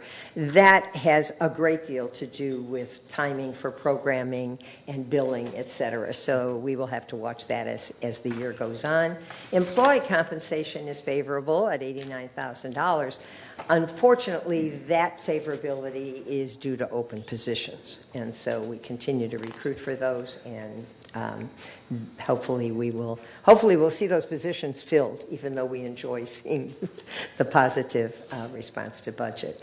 Material supplies, again, very much due to timing, as we've already talked about. Investment income is favorable primarily because Treasury bills are yielding a higher return than anticipated at the time they were purchased. We purchased them for a year, and so we are seeing that far in the future. And I just want to remind all of our members who might be still listening that we have very strict guidelines about our investments. We, first of all, must consider safety. That's number one. Second, liquidity. We have to be able to have the ability to turn that into cash if we should need it. And third, of course, is yield, as we always are thinking of, but yield is never to be valued above safety. And so keeping that in mind, it's really wonderful to see that, in fact, our investment income is doing quite well and has really been wonderful in terms of maintaining our reserve fund. The negativity that you see in fees and charges for services, really, again, it's a timing issue. It has to do with the timing of billing for chargeable services and the relationship of insurance payments, et cetera. And so again, as the year moves on, we will have a better sense of that. So let's move on to slide number 4, where we take a look at the non-assessment revenues. We know where the assessment revenues are coming from. We don't need a pie chart. And so here, but you can see it's really nice to see 50% of our non-investment revenue is from our investments in those T-bills and from our reserve fund. Chargeable services at 14% is a very nice contribution. And as we move around the slide, laundry, lease processing, permit fees, resale, most of these are very small, inspection fee, golf carts, residence violations, very, very small contributions, but we always show this to give you a sense of where that non-assessment revenue actually comes from. And as we move on to the next slide, here we actually see our total expenses, again, not by budget, but by totality. And again, not surprisingly, 43%, the biggest part of our budget, has to do with employee compensation and related things. And as our ongoing insurance discussions probably have conveyed, that is always a major concern for us, and we try to keep that piece of the pie as small as we can. Moving on, utilities. What is interesting is that those three pieces, utilities, insurance, employee compensation, moving backwards, those three pieces are pieces over which we have very little control. We can't control the utilities. We can't control insurance. We work constantly with it to try and do our best, but again, the industry does what it does, and we try and leverage as best we can. So it's really those smaller groups don't contribute nearly as much as those areas where we have very little ability. And so it's just something we like our members and residents to understand. And as we move on to the next slide, to slide number 6, we really keep a close eye, a very close eye, on our operating income. As up till now, everything has been the 30,000-foot level. It's everything combined. But operating income, this is the budget that we plan based upon what we anticipate. And so it's very important to keep an eye on watching that. And as you can see, again, the portion of our assessments of that larger amount that we just saw, the portion is $2.6 million that is actually going toward operations. Non-assessment revenue contributes a much lesser amount. And total revenue, again, for the period ending January 31st, $2.7 million for the operating portion, against expenses of $2.4 million, leaving us at the moment an operating surplus of $286,000, which as the year progresses and we get more caught up on the combination of bills and services, we will have a better sense of. So let's move on. Next, we just looked at the operating budget. Now we're going to look at the non-operating budgets, and we have several. The Garden Villa Fund, a very small fund, but very important fund for those buildings. Unappropriate Expenditures Fund, better known as our contingency fund. That's for the things that might happen. We have an aging community, and so we keep that quite healthy. And you can see that as of the end of January, that was at $6 million. The disaster fund, again, a fund that's sort of a contingency fund for disasters and anything that's considered an emergency or a situation. And that is $5.4 million, and you can see that that is growing, and we're slowly continuing to build that up. And replacement funds, that's what we typically refer to as our reserves. That is the largest of them, sitting at $24 million, for a total of non-operating fund balances of $35.8 million. So with that, let's move on to the next area. This is actually just looking at it in a graphic form year by year, and you can see that we have been growing our replacement funds, that is our reserve fund, very, very slowly. From 24 to 25, there was very little growth. There was actually a slight drop from 23 to 24, as you can see, and a lot of that has to do with planned expenditures. So we have it sitting there for when we need it, and so it was planned, and by 2025, we'd already made up what we took out. And so, again, something for you to just get a sense of over time. And moving on, this is just our resale history report, and I urge you to keep in mind, yes, year-to-date is about the same. That is year-to-date, meaning January 31st. That's a little while ago, but it's what we have the records for in time for this and our finance meeting 2 weeks ago. In 2023, there were fewer, so things look like they may be moving up. What's more important is when you look at the average resale price, please always keep in mind that there are occasionally outliers, and we're seeing some very large ticket homes that are going. Recently, a home went for $2 million.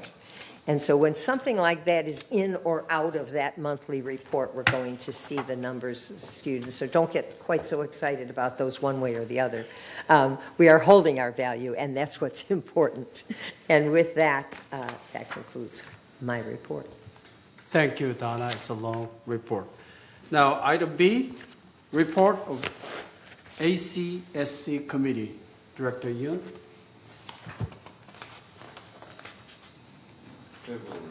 Yeah, we discussed about the flooring. Thank you.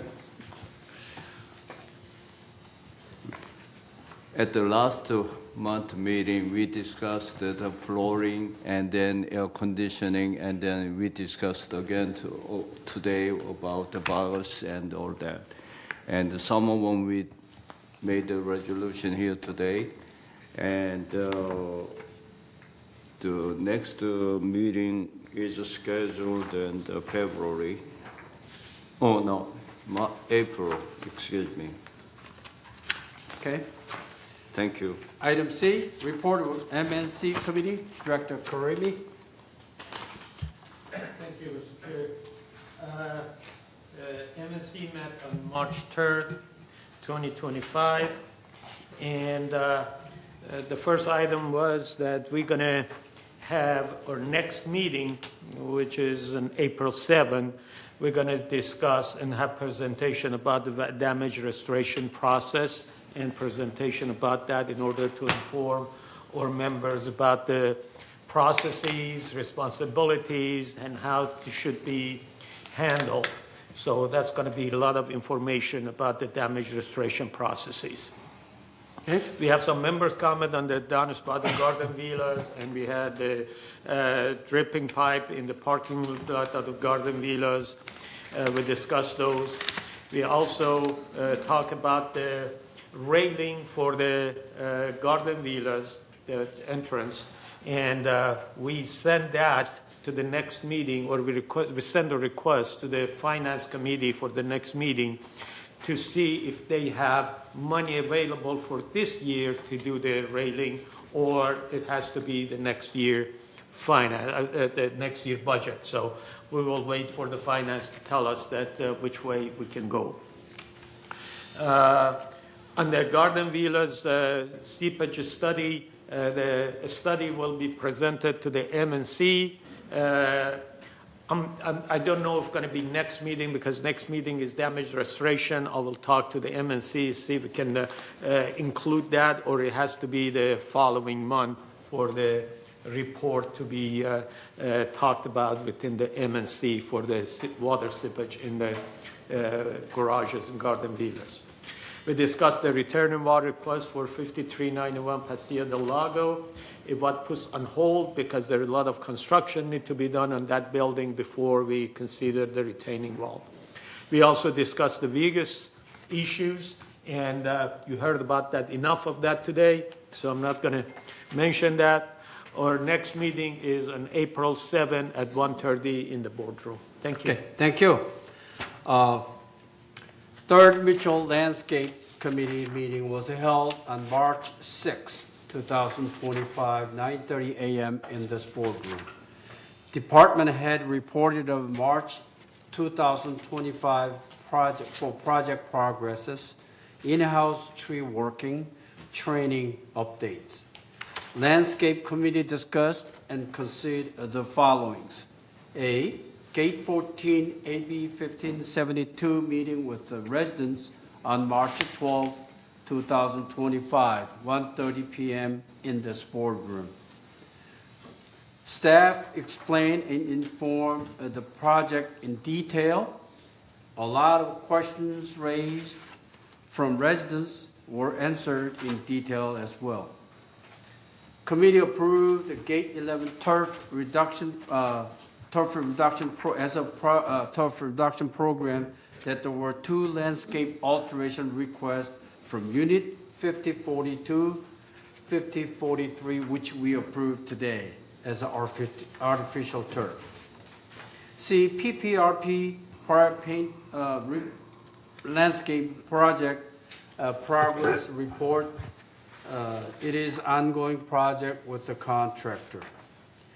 D, committee request landscaping department to come up with plans to address the followings. This is very important. First, lawn repair plan, slope repair plan, ticket reduction plan. I already mentioned a few things already, but we request the plan to address all these 3 items.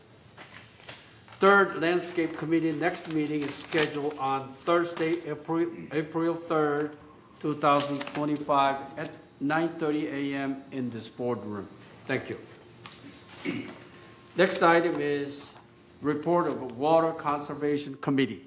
Donna, take it away, Yes, please. and although actually the last meeting was the Water Conservation Subcommittee, this committee meets quarterly, January, April, July, and October, the very last Thursday of the month at 2 p.m. in the afternoon, either in this room when we have a speaker or in the Elm Room when we can, because that's a room conducive to people participating in the meeting rather than the separation of the committee members from those who might want to participate. And so I'm very pleased to say that the Water Conservation Committee will next meet on April 24th, the last Thursday of the month, at 2 p.m., and it will indeed be in the Elm Room. The last meeting was highlighted by a fabulous presentation by the general manager of El Toro Water District on their emergency preparedness. It was incredibly thorough and certainly reassuring to all those who were able to hear it. And he has offered to come back anytime we need him, and he's always thoroughly enjoyed, and so we look forward to having him again sometime in the future. And with that, that concludes our report. Okay, thank you. Report of Resident Policy and Compliance Committee. Director Mishri. Okay, thank you, President Park. This committee met last on February 25th, and as this board has discussed and approved today for 28-day notice, the following two items. One was to reduce the lease cap from 30% to 25%. Again, that was put on 28-day notice. And the second item, which I want to give you a little more information about, is that was also put on 28-day notice, is to amend the financial qualifications policy so that applicants' income and assets will be calculated collectively when there is more than one applicant. This will allow an adult child to be on the title with their parent or parents who they by themselves would not qualify. By allowing this change, this would move many of the future purchases from being leased manors to being owner-occupied. So that's on 28-day notice. Two future items that the policy committee will be addressing are one, unpermitted alterations, and two, definition of allowable use of exclusive common area on exterior patio, courtyard, and garages. And the next meeting of this committee is scheduled for Wednesday, March 26th at 9:30 here in the boardroom. Okay, next item is item 13, GRF committee highlights. Are we still reporting? Yes. Or- Yes. Okay, good. Okay. So, first, CAC meeting. The Community Activities Committee. This committee met most recently on March 13th.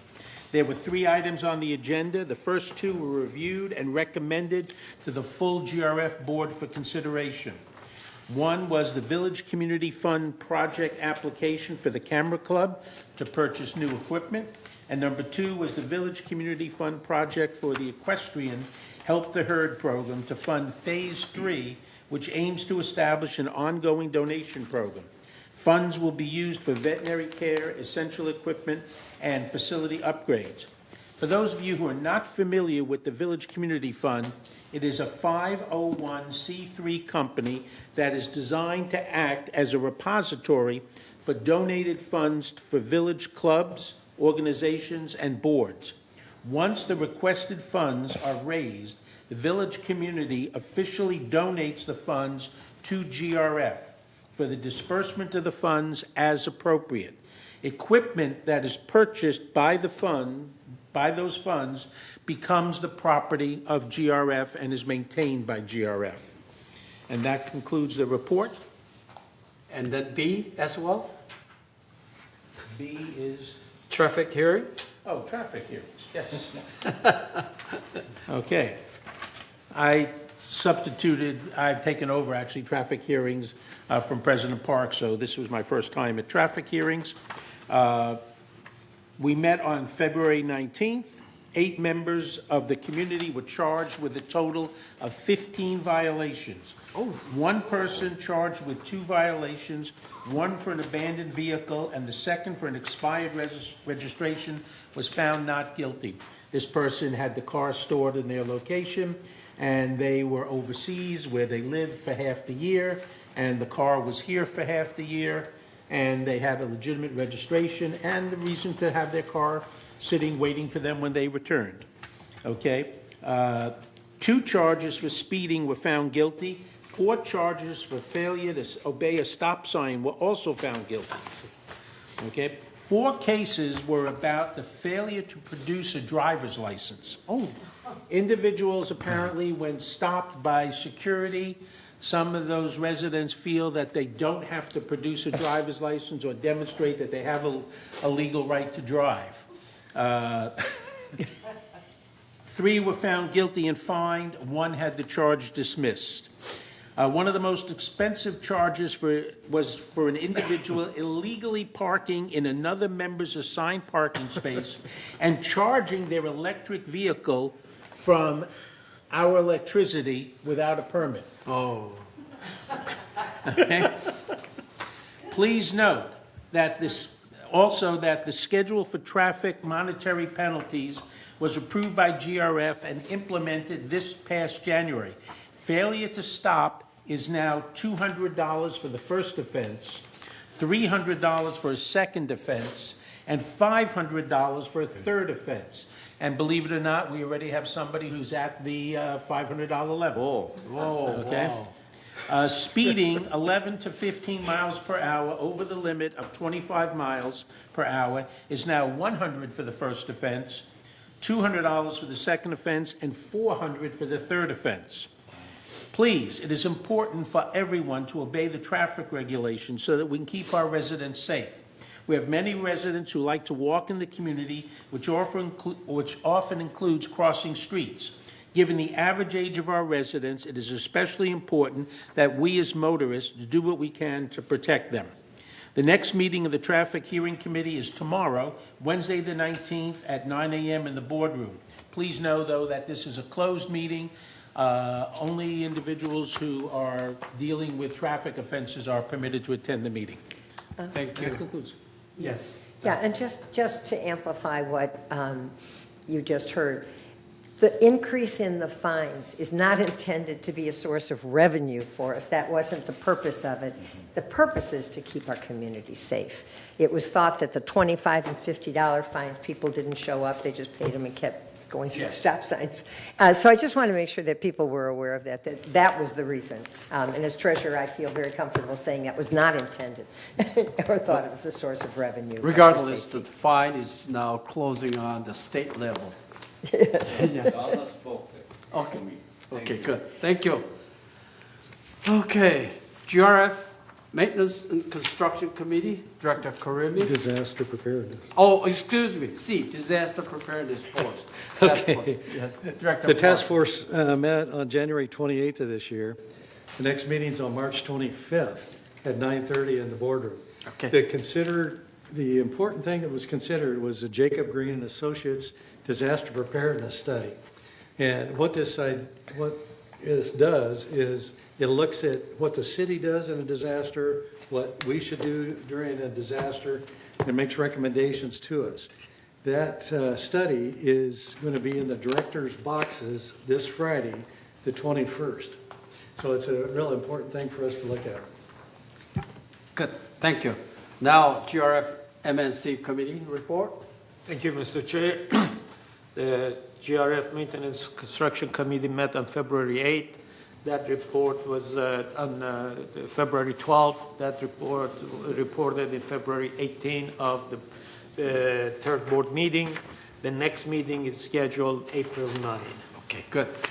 GRF Finance Committee, Director Sostek.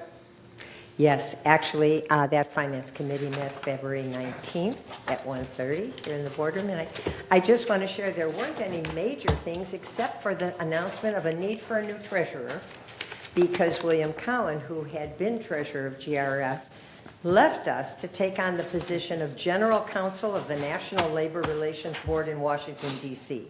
And we wish him all the best. Good, thank you.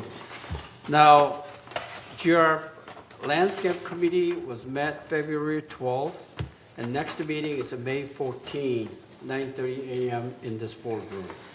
H, which is GRF Communication Committee, Director Moore is not here, so we will skip that.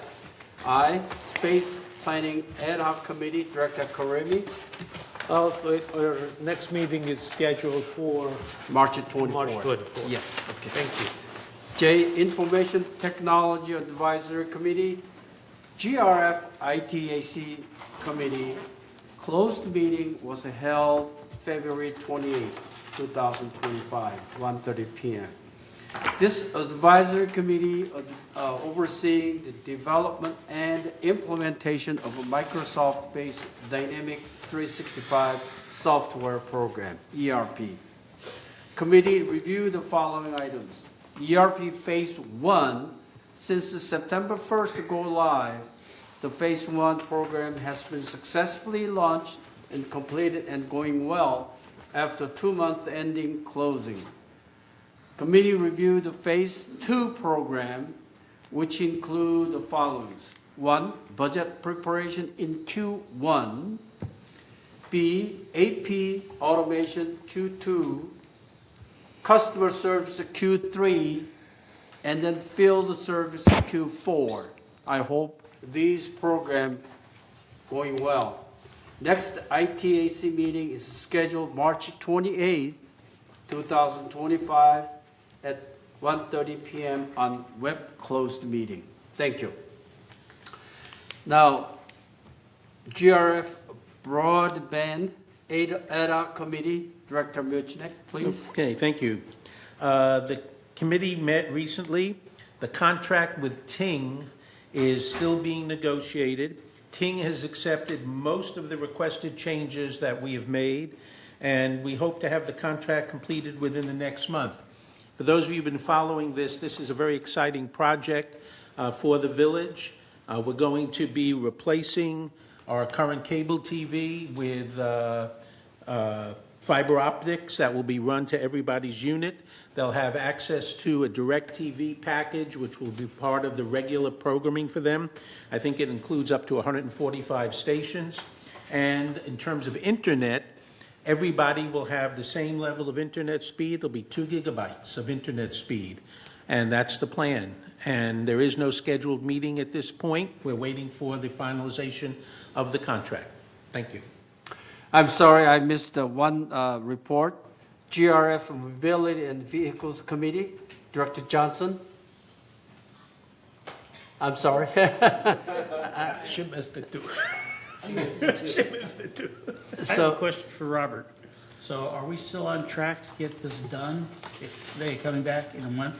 It's going to be an 18-month project. From whenever the contract is signed, it's going to be 18 months. So the longer it takes this way, our contract with the current West Coast Internet provider, I believe, expires December of 26.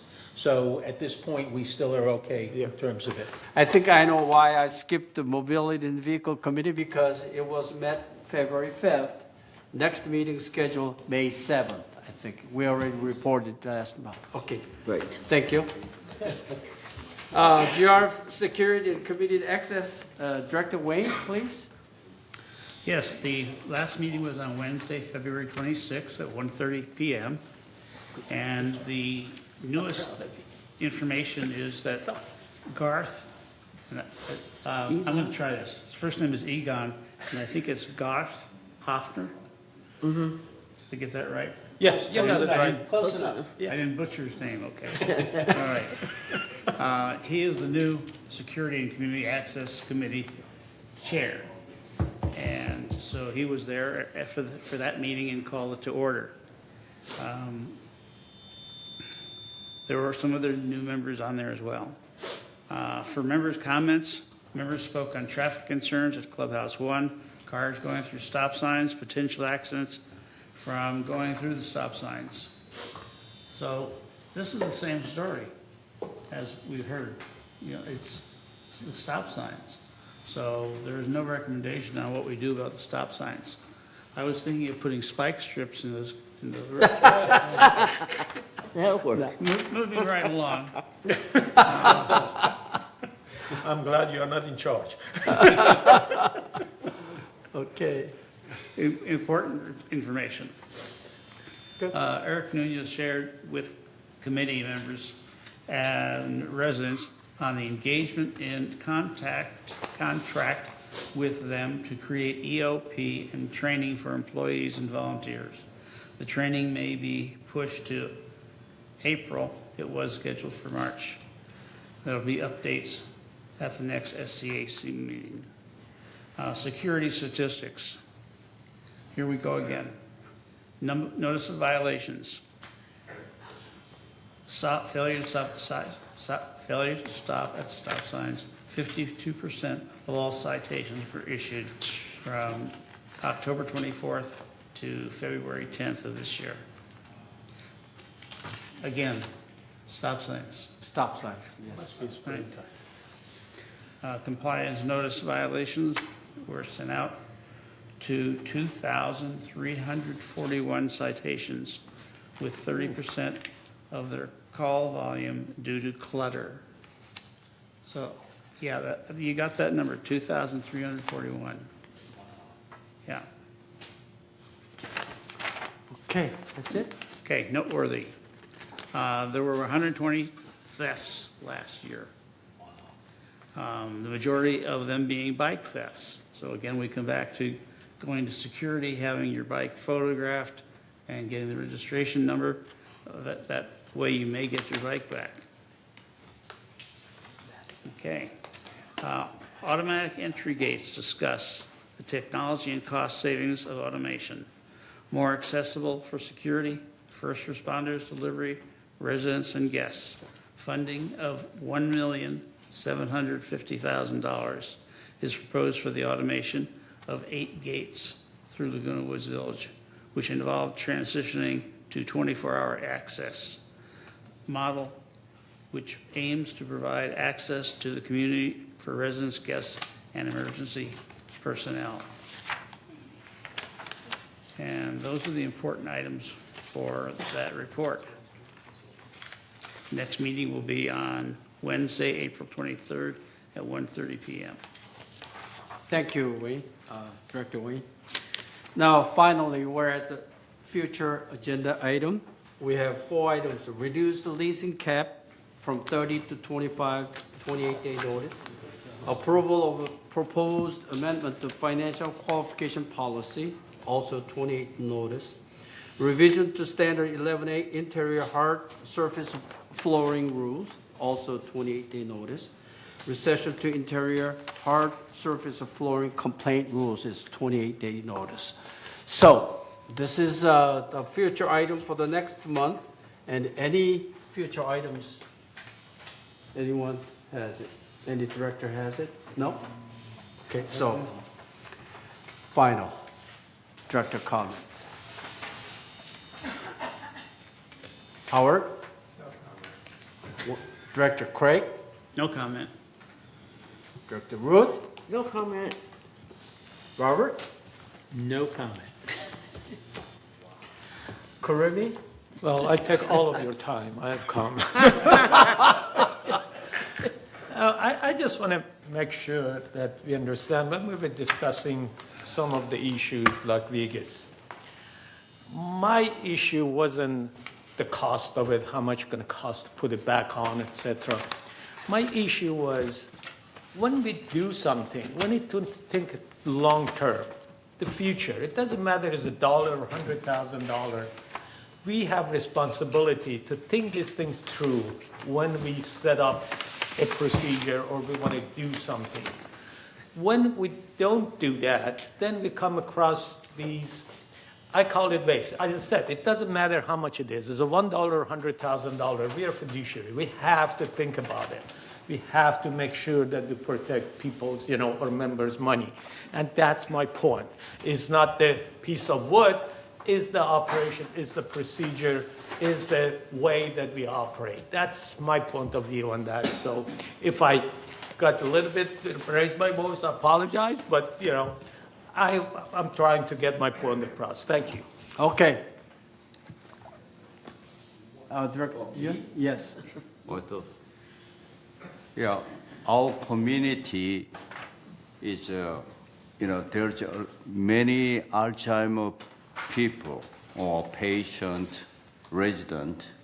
They are wandering around before they go to care house or family trying to keep them around.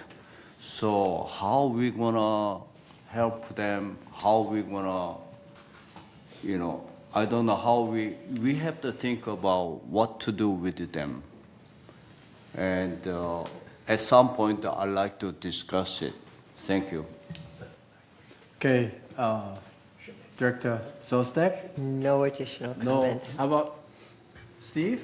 Yeah, I have something I've been concerned about for years, and I hope that this study that comes out about disaster preparedness addresses it. But I've been concerned for several years, if we're in a disaster, how do we evacuate people out of 2- and 3-story buildings? And I'm just eager to get my hands on this study to see if they've addressed it. If they don't, I think we need to take that as a recommendation from our board for somebody to take it up and find an answer to it. It's been kicked down the can for at least 5 years that I know of. Thank you. Thank you all. We'll recess 15 minutes from 12 o'clock. Oh, it's No, 16 minutes actually, so. 16, I said, 1-6. Move to adjourn. Move to adjourn meeting.